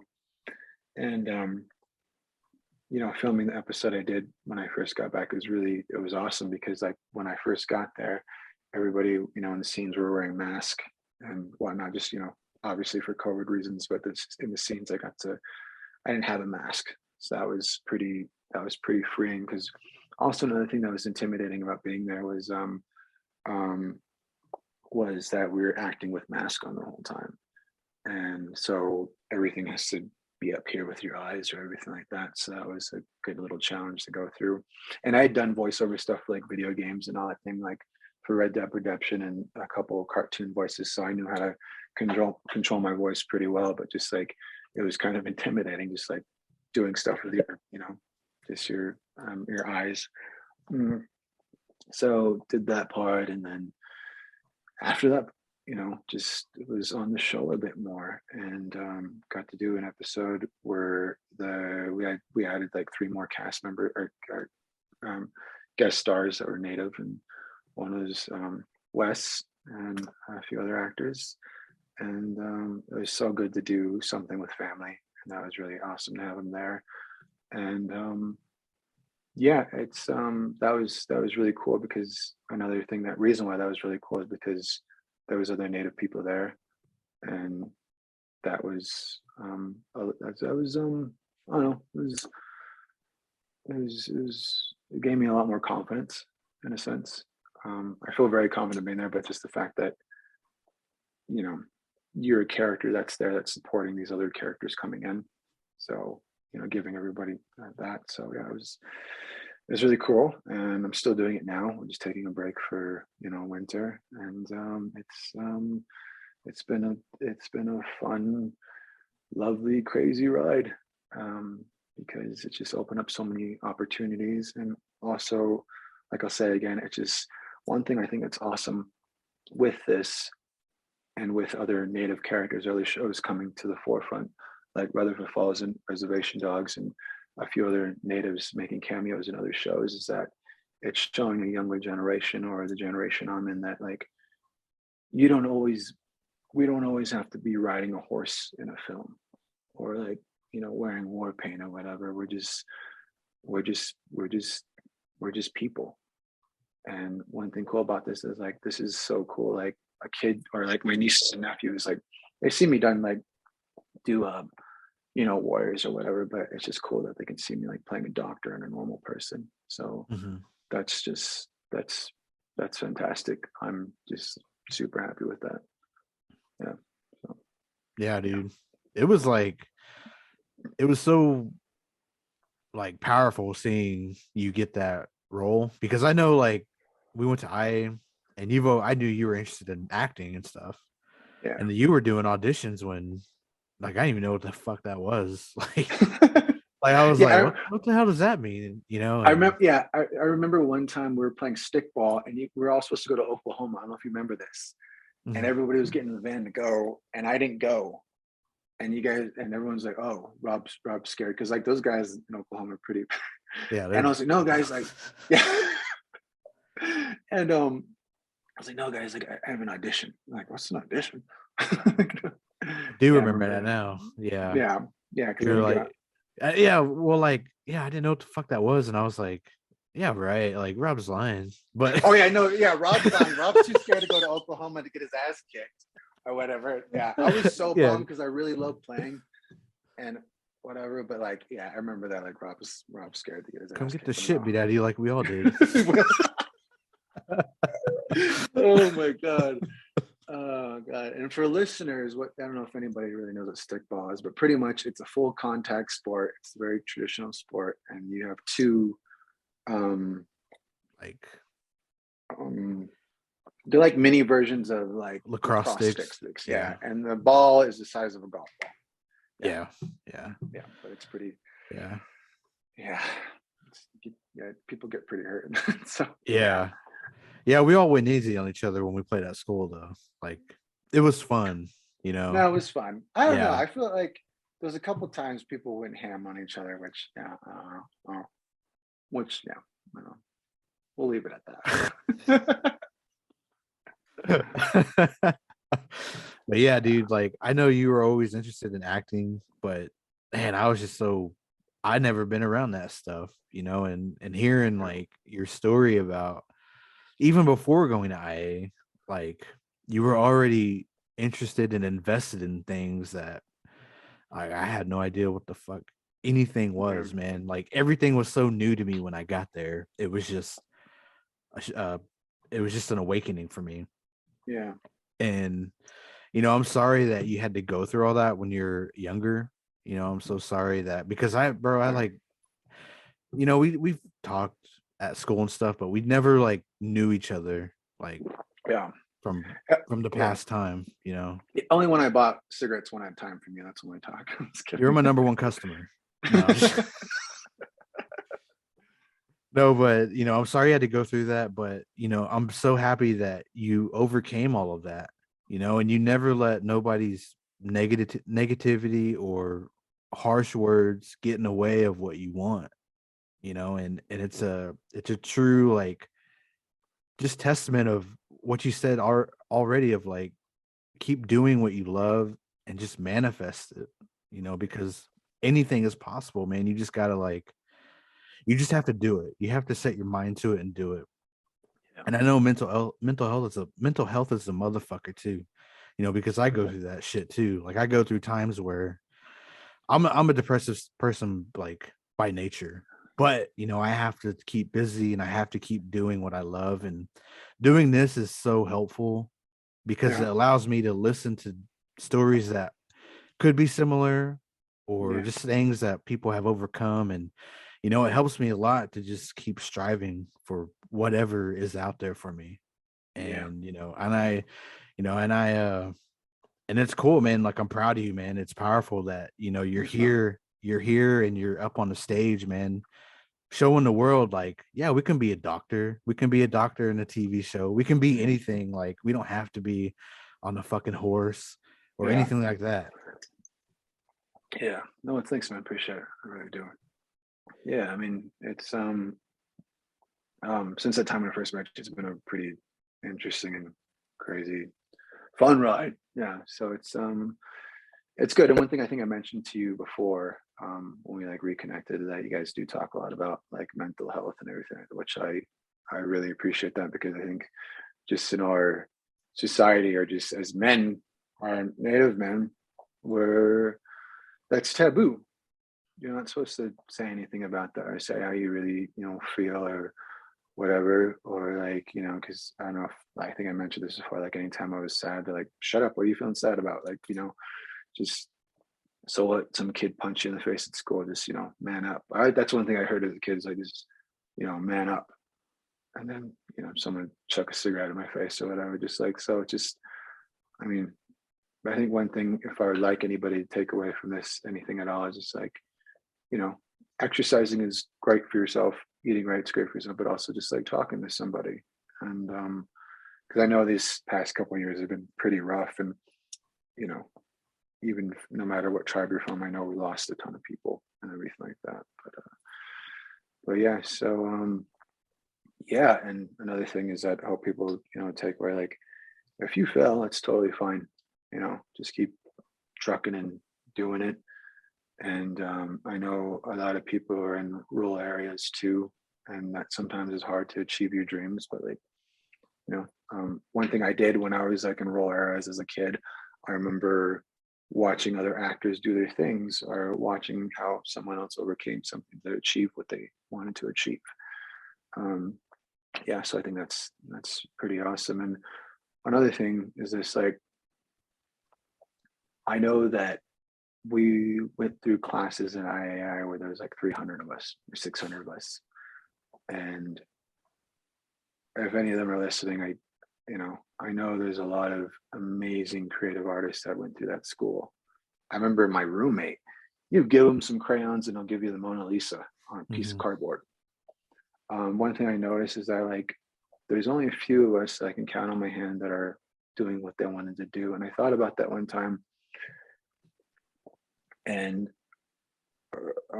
one thing I'm kind of developing on as a side project is just to talk to certain communities or certain people at art schools or whatever. But like, one thing for me is that, like, when I first started doing artwork or doing this, I'm really happy that it happened to me at this point in time when I'm this old, because I know if it happened to me earlier, all this stuff like with art and acting,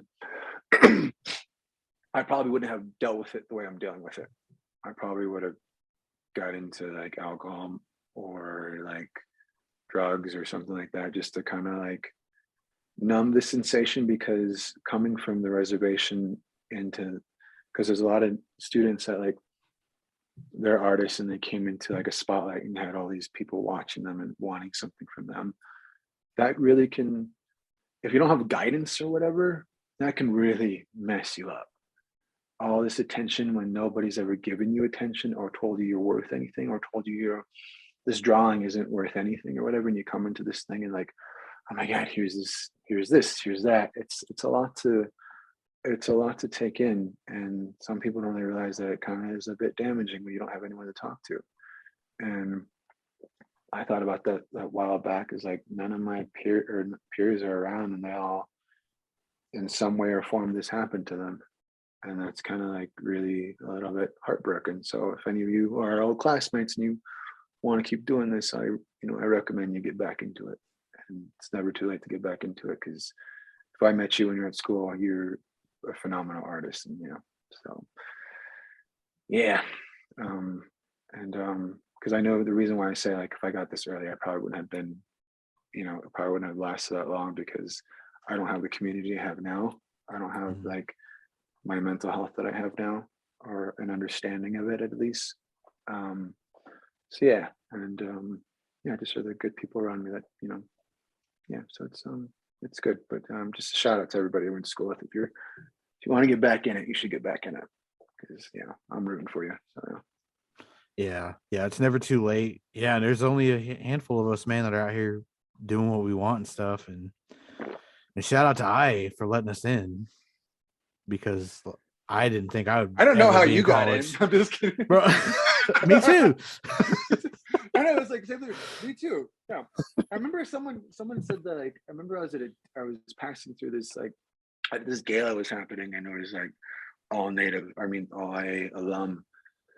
And I'm not going to say the person who said this, but like they're pretty high up there. And like, Rob, come in, Mr. Mesa, come and take a seat. I was like, this is for alum. What do you? No, I'm not going. No, this is. He's like, come on, between you and me, I think you showed your stripes or whatever. You get you. He's like, come on, you got your what is it? Your Cub Scout badge. Just go inside. I'm like, okay, I got it. This is working out. Oh God. So he's like, just grab yourself a plate. I was like, all right, buddy, thanks, appreciate it. I'm like, and after a while, when I walk in, I'm like, did you just give me an alum out of just like, just, I don't know. I just feel like I didn't earn it, but anyways. But let's get back to you. How'd you get into IA? Man, I had horrible grades. Barely graduated with like a 2.3 or 5, and I don't know, man. I took a year off and worked at our casino, and I felt like I'm just gonna live here in Pawnee forever and just fucking die here. But my aunt was like, "Hey, you should go to IA. You're into music, right?" Because I wanted to be a producer, and I was like, yeah, I remember that. I remember you had you and someone else, you guys set up one of your apartments into like a studio or something like that. Yeah. Yeah. And so I was like, well, do they have that there? Like engineering. And I was like, she was like, yeah, like they should, and damn, I went there and they didn't have that. And I'm pretty sure now they do. Now, yeah, I think they do now. And so I got into new media arts. Right now, though, it's called cinematic arts. So when I like tell people I went to IA, I tell them, oh, I did cinematic arts, not new media arts. Every year they change it. Like, oh, I went to, No, but bro, I had to take an SAT, just like you, and I had to do a bunch of stuff for the summer just to try to like get my stuff ready to go. Yeah. And I was like, I got it done, and I was like, man, I probably won't even get in. Like, this is college, man. Like, why would I go to college? And because growing up in a public school, all the kids that wait, do great. You went to public school? Yeah, I went to a public school. Yeah, in Pawnee. Nice. And sorry, I didn't mean to sound like kind of like. Oh, you're good. Public school. Yeah, it was shitty. No, but I went to public school. I don't watch that. I'm like, do they have food there? Like, what is how's that? Yeah, you got a lunchroom, but you had to walk a ways to go there. But but yeah, I like figured, I was like, because your top students get all the attention, and nobody ever told me what college was, and I just figured it was an extension of high school. Like, you're on your own, but it's just 8 a.m. to 3 p.m. or whatever. Yeah. And so, I was like, if I don't get in, cool. If I do, awesome. Sure enough, man, I got that letter like 2 weeks before I was supposed to go, and they're like, congratulations, you're in. And I was like, oh shit, I gotta get my stuff ready. I gotta buy some stuff. And yeah, that letter's so so nice to get that letter. yeah, I got that letter in my mail, and then my mom brought it home, and it said I, and I was like, oh god, like I don't even want to open it, because that's why I'm gonna say sorry, but we don't have room for you. It's gonna say sorry, sucker. Yeah, sorry. Try some other school.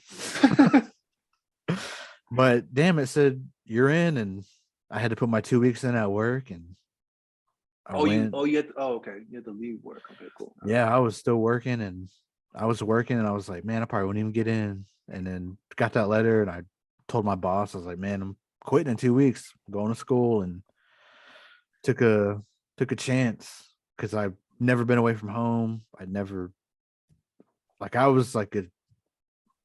had friends, but working all the time, you just you're isolated to yourself. Yeah. And so it was a new experience, and damn if I didn't go, man. Met a lot of cool people, artists, actors, filmmakers, or whatever. Yeah.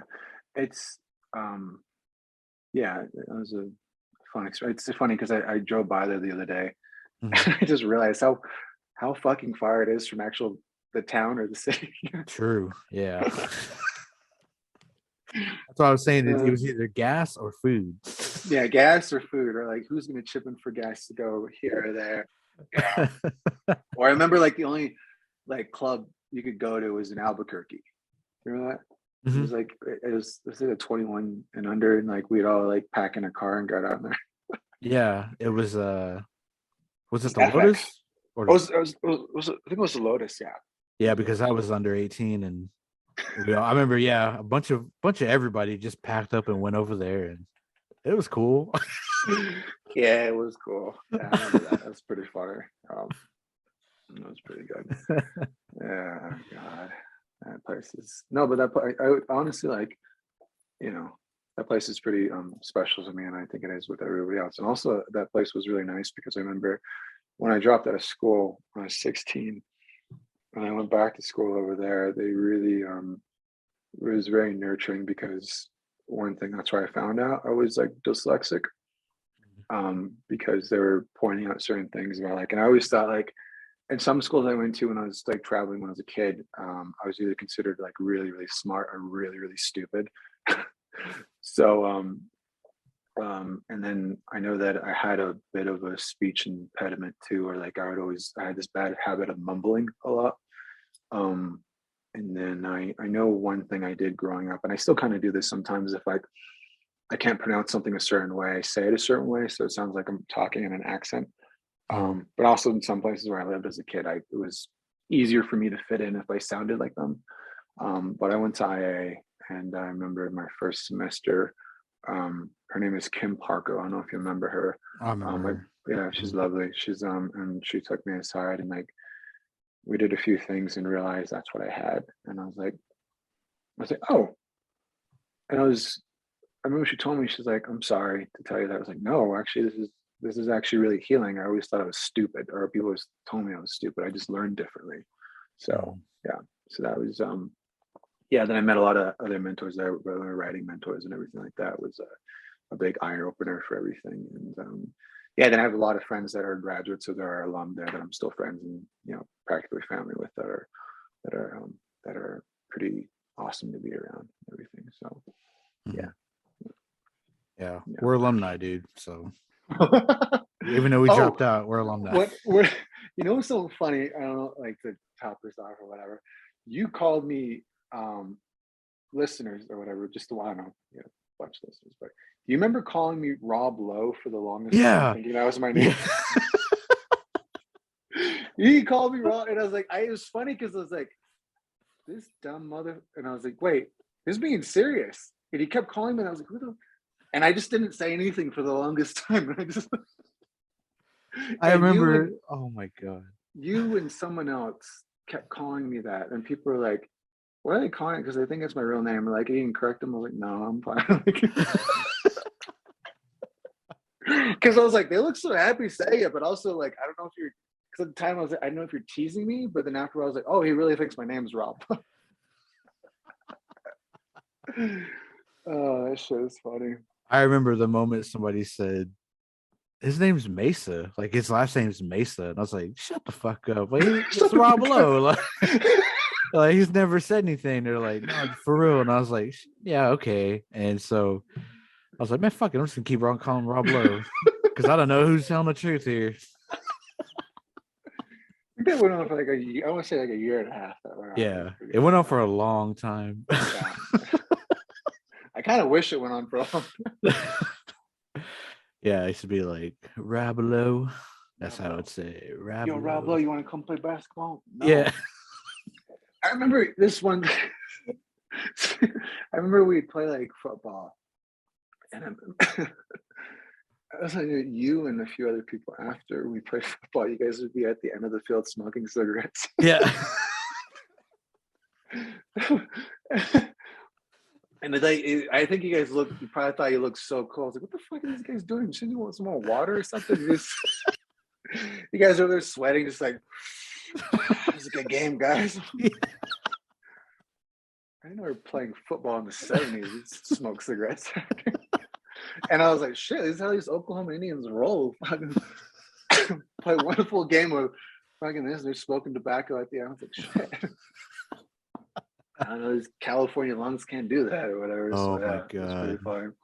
Yeah. Telling you, dude, I was so addicted to smoking. Yeah. Man. Mm. That was the I thing to mean, do. Like you'd study a little bit and then you go outside and just bum a cigarette, fucking smoke. I'm not gonna give you too much shit because I got it. I remember I got, into smoking cigarettes for a while, and especially I knew that I think I did it a lot when I was stressed Mhm. too. But I Yeah. think that's where therapy came into because I learned how to like breathe more, just like, or I never knew I had anxiety till like I didn't start having anxiety till like later on, or bad anxiety till I started realizing it, and I was like, oh, this is what smoking helped me with. It was like pretty much it's like me controlling my breath and learning how to like calm down or whatever. So Hmm. that's one thing I was like, oh, this is what smoking used to do for me. I think I'm cool with that. We're good. So Wow. Never thought of it like that. yeah, because like when I because in stressful situations I would just like I just would like want to walk away and like leave everybody and be by myself and smoke a cigarette. And I was like, and I remember when I got linked up with my therapist and we talked about it, and there was times I knew like I would have anxiety attacks when I'd be talking or something would happen. You just like use breathing training with me. And I was like, and one day it kind of like another light bulb popped up. I'm like, wait, this is how I, oh, okay. When I smoke cigarettes, I'm calm now. I'm good. Like and I was like, oh, this is what this was doing to me before or whatever. Yeah. So yeah. Or like I remember when I'd want to have a conversation with someone, I'd smoke a cigarette and I'm like, oh wait, this is me kind of like breathing slower, calming down so I get all my thoughts together or whatever. I was like, all right, this is how I process stuff when I do this. So yeah, so that's what kind of helped me stop smoking. So yeah, yeah. Wow. So yeah, yeah. The more you know. So Yeah. Well, I didn't start having anxiety attacks until I started working at a casino, yeah. and You I didn't were was it know do what. you're a bodyguard there, or were you I was were security at River Spirit for like 3 years, and then I moved on to a GSR like a couple years ago, and I what's worked that? there for maybe about 2 years. So a GSR is a guest service representative, and we just cash out jackpots. We assist the customers and fix machines and reload Mm, paper.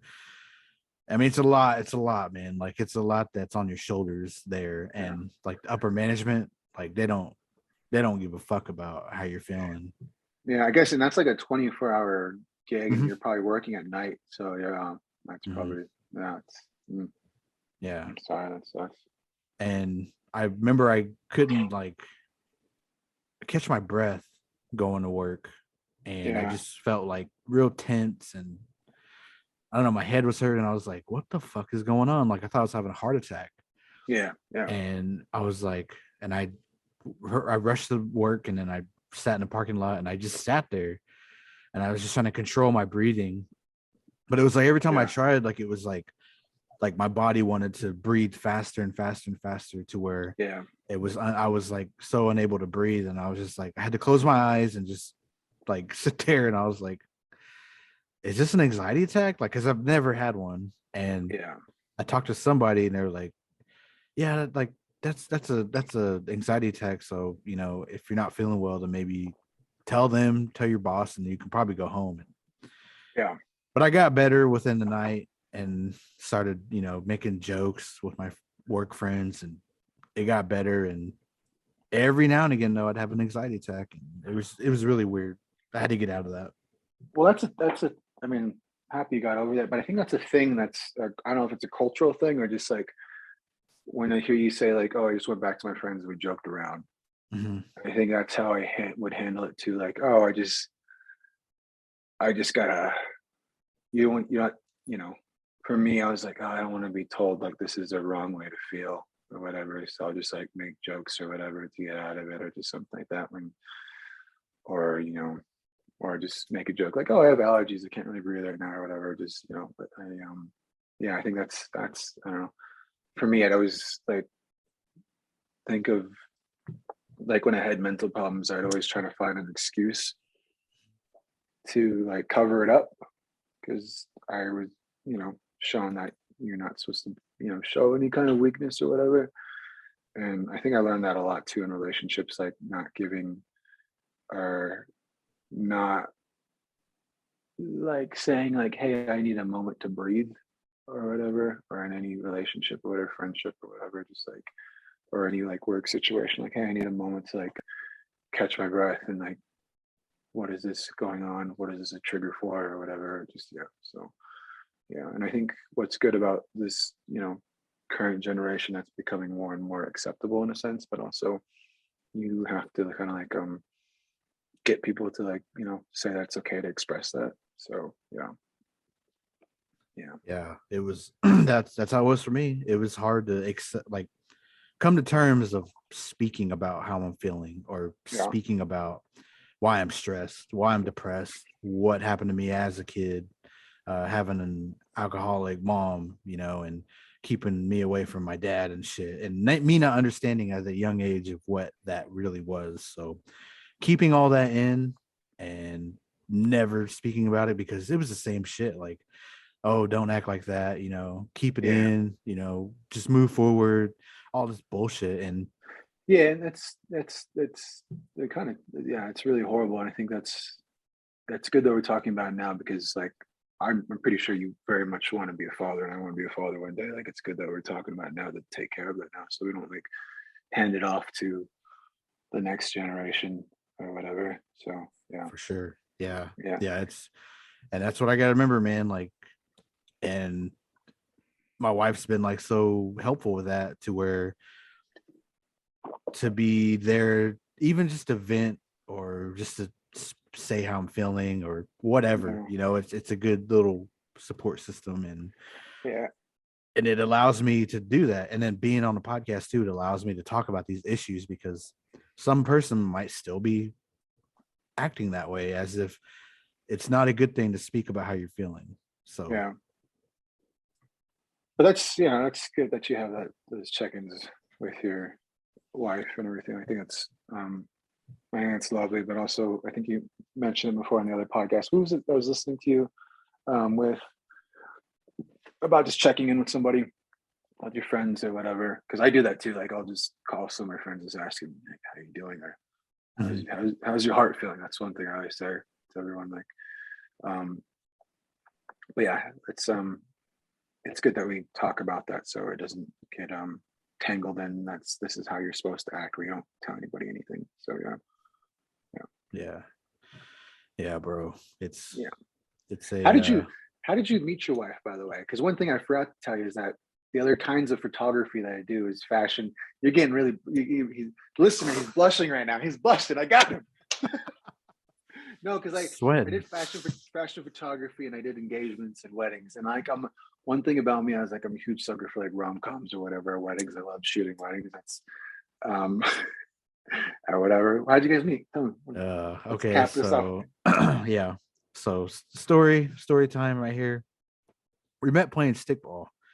And see, this was like after I left IA, but James messaged me and said, "Hey man, we're playing stickball. You should come through." And I was like, "Okay." So I went and played, and she was there, and we kind of seen each other, but I was so afraid to talk to girls. I'm really like shy or whatever. I can be. And so we play, and then nothing happens, but then I add her on Facebook, and so we're talking. We talk here and there, but were you guys on the same team or what? I can't remember. She's gonna listen to this and she's like, "Oh hell no, he forgot." No, I'm just kidding. I carried the team. No, I'm just kidding. No, but I added her on Facebook, and then we start talking here and there, and finally, like, I asked her to the movies, and it was the Wolverine was coming out, right? Wait, you went to the Wolverine, the most shittiest Marvel movie? Wait, no, not the Wolverine. Oh, sorry. That's no, I'm mixing up with Logan, right? No, Wolverine. Never mind. But the first one was shitty. Oh, I'm thinking about that one. You took her to the next one. The next one was the Wolverine, and then the next one was Logan. Oh, so that's one in Japan. Okay, I thought you took her to that one. Continue. I'm sorry. And I think the first one was, I don't know, that one. I can't remember that one. That one sucked. But I thought it was that one. So yeah, okay, we're on the same page. He's in Japan. We're good. Good movie. Yes. Now you're there. Now I'm there. Yeah. I was like, it's like it was shitty taste. I'm scared. God. Hey man, rom-com. And So I jumped on you too fast. I came in too hot. Sorry. how dare you? No, but so I asked her, I'm like, hey, let's go see a movie, you know. I haven't seen it yet. I want to see it. She's like, yeah, sure. So what movie? And I said, The Wolverine. So she's like, you fucking nerd. She's like, that one sucks. No, I'm just kidding. But I say, okay, so this day, this time, let's go. So I go pick her up and we go to the movies. And I don't know. I'm stupid. Like I'm real dumb. Like when it comes to dates. So we're in line. And like we're at the fucking ticket guy. And I look at her like right before I'm about to say, you're like, hey, can I borrow some money? I say no. I say something worse. I say, so are you getting your own ticket or am I getting it? Oh god damn it. Oh god. And so she just looked at me, dude, like who the fuck do you think you are? You know, and I recognize this look, so I'm like, oh, I'm just kidding. So that's such a native thing. Oh, I'm just kidding. Yeah, JK. Oh fuck. I buy her ticket and I fucking my dumbass does it again in the concession stand. So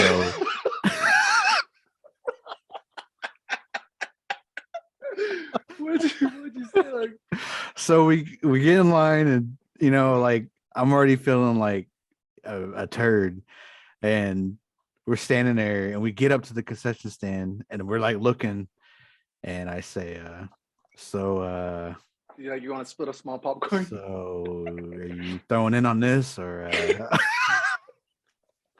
you throwing it up? It's horrible, man. Yeah. And I got that same look, but in more intense. And so I go, just kidding again. I got you. So I bought her a water. You bought her water? Well, she wanted water. Like I was like, so what do you want? And she was like, oh, it's water. And I was like, okay, so I got a drink and a big ass popcorn. And pretty much like the whole movie, I think she told me like she was just mainly like disgusted with the way I was like, I said that, like, are you gonna get it or what? You gonna pitch in or what? You know, like it's just yeah. And I was like, and I don't know, like I enjoyed the movie. I think she was kind of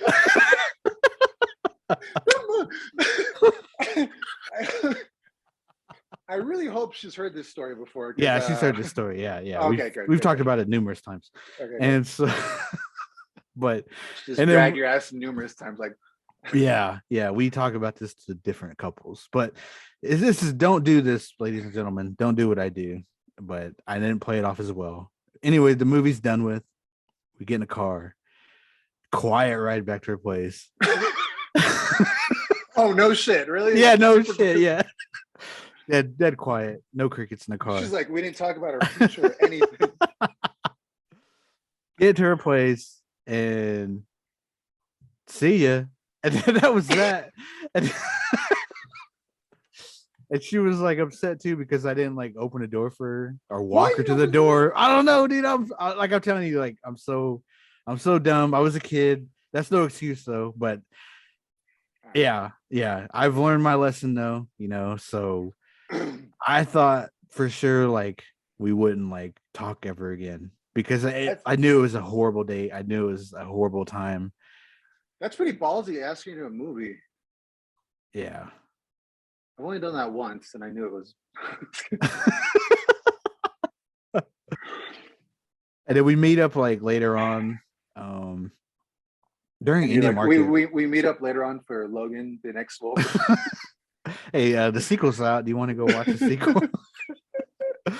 No, but we meet up later on during Indian Market and we just talk. Like we just talk and get to know each other and talked all night and pretty much we just left from there. Like, you know, like you don't have to like, I thought, you know, I got to take you to a movie. I got to show you this. I got to show you that. but it's just as easy as just talking, like getting to know a person and then building a relationship. And I don't know, man. Just been together ever since. We've been through rough times, rock bottom, depressing times, and now, man, like it's been 8 years, and it's Damn. just, yeah, man, it's been a ride, dude, and we've stuck together this entire time. So I haven't had jeans that long. Jesus Christ. yeah. So shout out to her for putting up with me and my Yeah, shout horrible out. first date. So, listener, never take a girl to the movie on the first date, because you don't talk to each other. You just Yeah. you're better off like, hey, do you want to go sit in a dark box together and not say anything? That's pretty much what a movie date is like. I think a movie date's good if you guys have been together for a while, but whatever. Mm-hmm. Yeah. And well, it's not good too if you say what I said. Oh yeah, don't do that. Yeah, don't do that. If you learned anything from this podcast, always open the door. Don't ask if you could split like what, like $12. Never ask if you could split $12. I can get like a $75 tip if you want to go Dutch or whatever, but never ask like, hey, do you want to split this $5?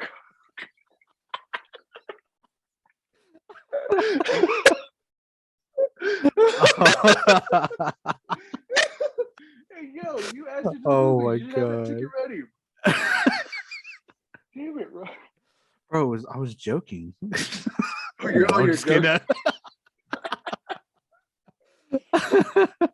Oh fuck! I can only imagine what her face looked like. Like the first one, oh, he's joking.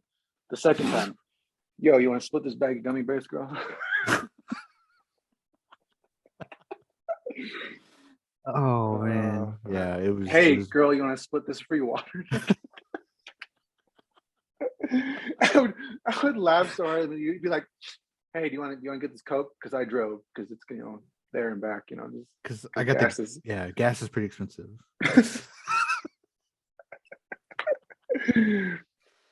Oh my God! Speaking of gas, man. it's hilarious because like speaking of dating, I remember like one of my first times, like when I go back over there dating, like some of my friends are castmates or whatever. This is an ongoing joke. Like they live in West Hollywood. I'm like, yo, I was like, why aren't you going on a date with that person? Like, oh, they live in Long Beach. You know how far Long Beach is away because there's gas. Yeah, gas is like, yeah, that's funny. But thank God she's with you. That's awesome. That's lovely. Give her, tell her Dr. Chi approves. Yeah.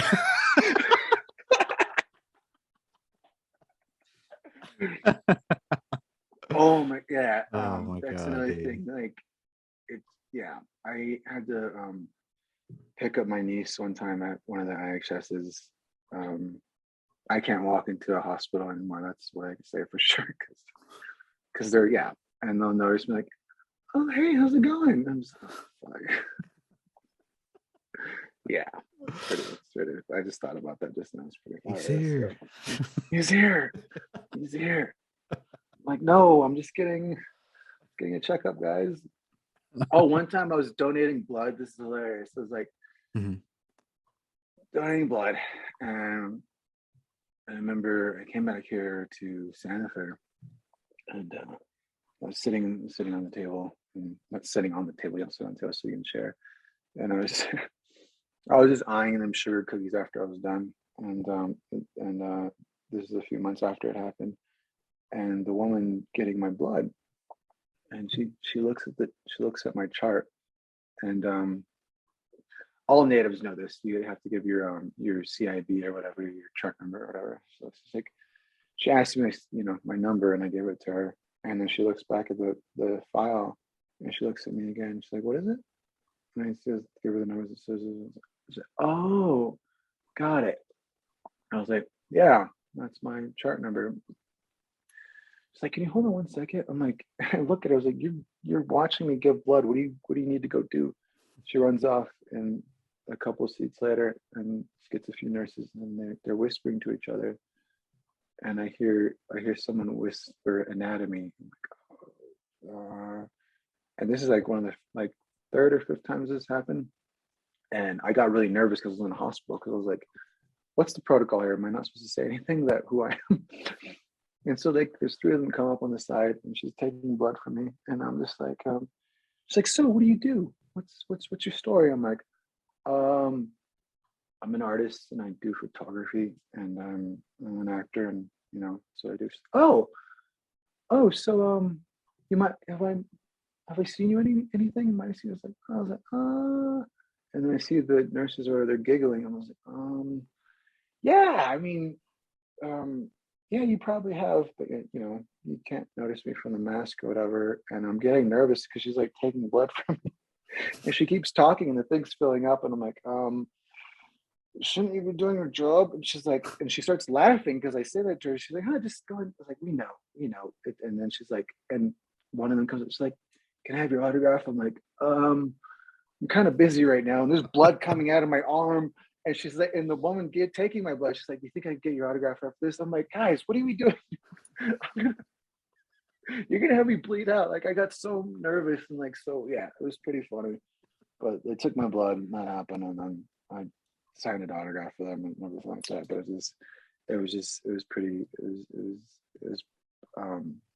was lovely, but it's pretty hilarious because it's a weird thing to be in. So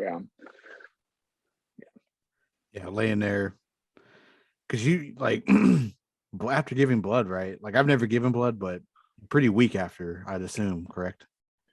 Yeah, so I was eyeing the shirt. Yeah, and so like you're sitting there, no, because I'm sitting there trying to be donating blood.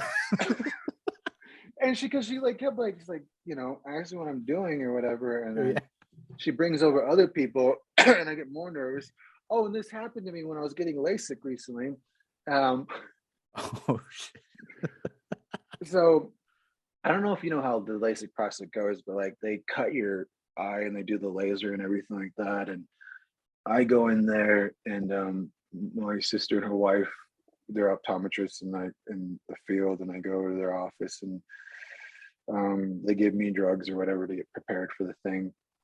And then I forget what they give me. They're supposed to it's like a muscle relaxer, but you're awake the whole time. And I get it, and then they start talking to me about the show, and I'm just like, I don't want to talk about this right now. I'm letting this drug kick in. And as the drug's kicking in, they keep asking me questions, and I get more nervous. And I was like, can I have another one of these? And then right when I want another one, they call me into the office to meet the doctor. They're going to do surgery on my eyes. He's talking to me, then his assistant is right there. And then that he's training, and there's another gal behind him. And I'm trying to calm down, and trying to let this drug kick in. And it's not morphine, it's something else they give you. And I'm sitting there trying to like let it kick in. He's talking to me, giving me information. He's like, and I'm breathing. I'm like, because I knew they're gonna cut into my eye or whatever, and I'm like not feeling anything more drug. He's like, so Rob, what do you do for yourself? I'm like, I just act, and I act and do photography, and I'm a painter or whatever. And my sister and her wife are there because they're learning the field or whatever.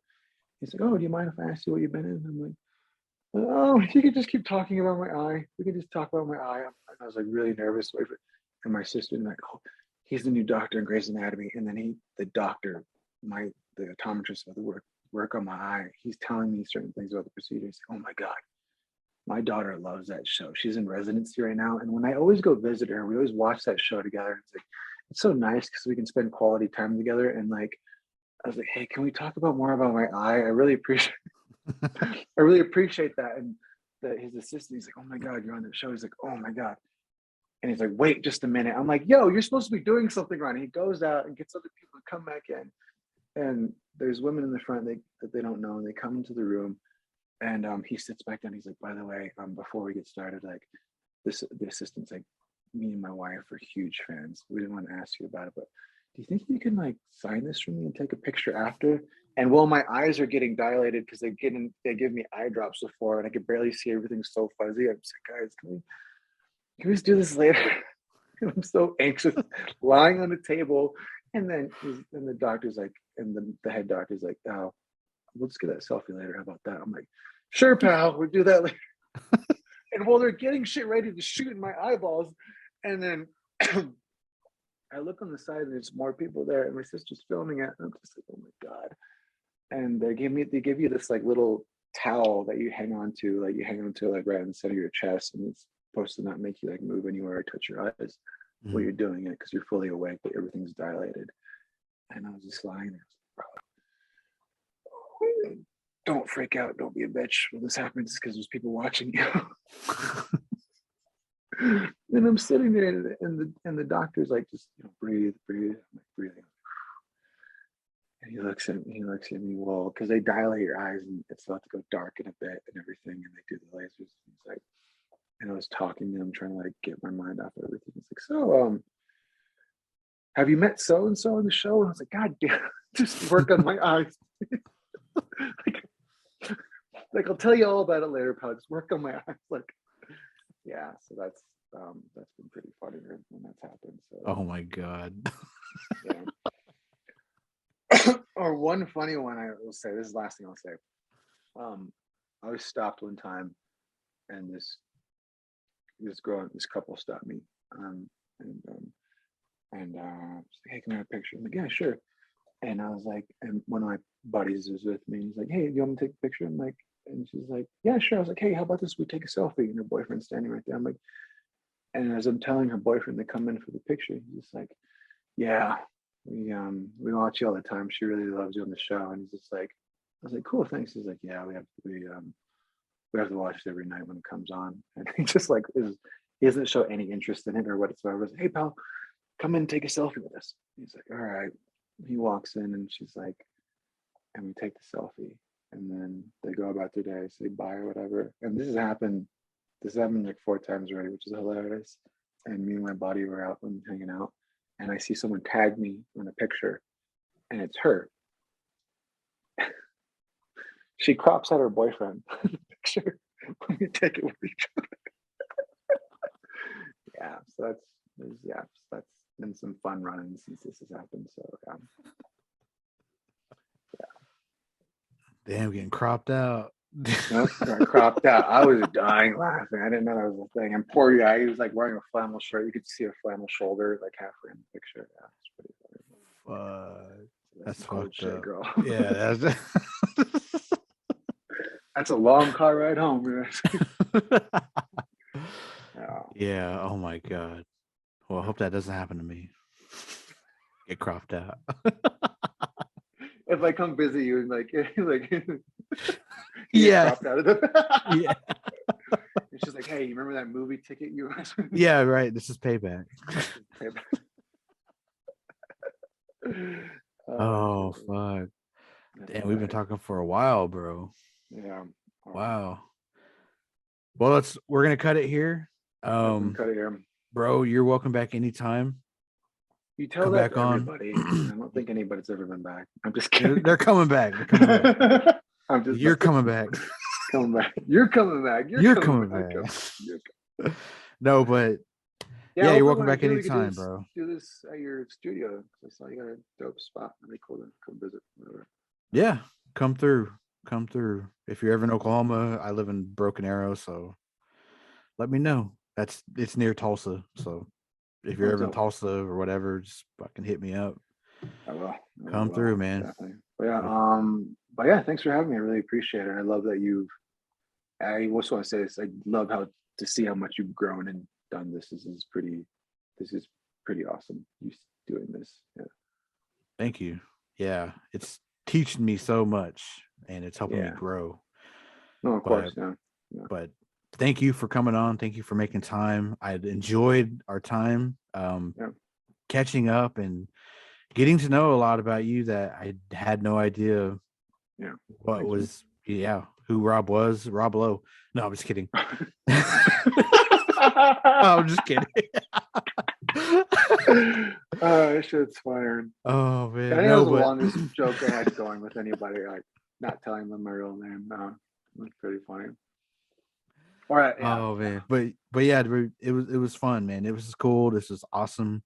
The listeners will enjoy this, and thank you, man. You want to shout out where to follow you and keep up with you? No, I don't. No? I'm just kidding. Absolutely not. Yeah, you can find me on Instagram, it's my full name. It's Robert I. Mesa. And on Facebook, I have a fan page on there. If you just want to be a friend, you can follow that. I'm not really into Twitter because I'm dyslexic and that shit just makes me nervous. I do have a TikTok. You can hop on there and check me out. Other than that, get ready for more Grays and another project I'm going to be doing. And I'm actually going to be directing a project within the next 2 to 3 months. So that'll be out at film festivals come film festival season next year. And then I sign on to another project where, I'll be being able to kick some more ass on that. So it's going to be fun. Awesome. Super excited. Yeah, me too. Yeah, super excited for you, bro. And you want to let everyone know where to watch your past projects? Past projects. Mm-hmm. You can catch them on my website. There's links to my films on there. And other than that, you can catch The Frontiersman on Amazon Video, and I'm pretty sure it'll be on Netflix. You can catch, because I'm on Grey's Anatomy 17 and I'm on 18 now, you can catch that on Hulu or Netflix. And then From Dusk Till Dawn series, you can catch that on Netflix too.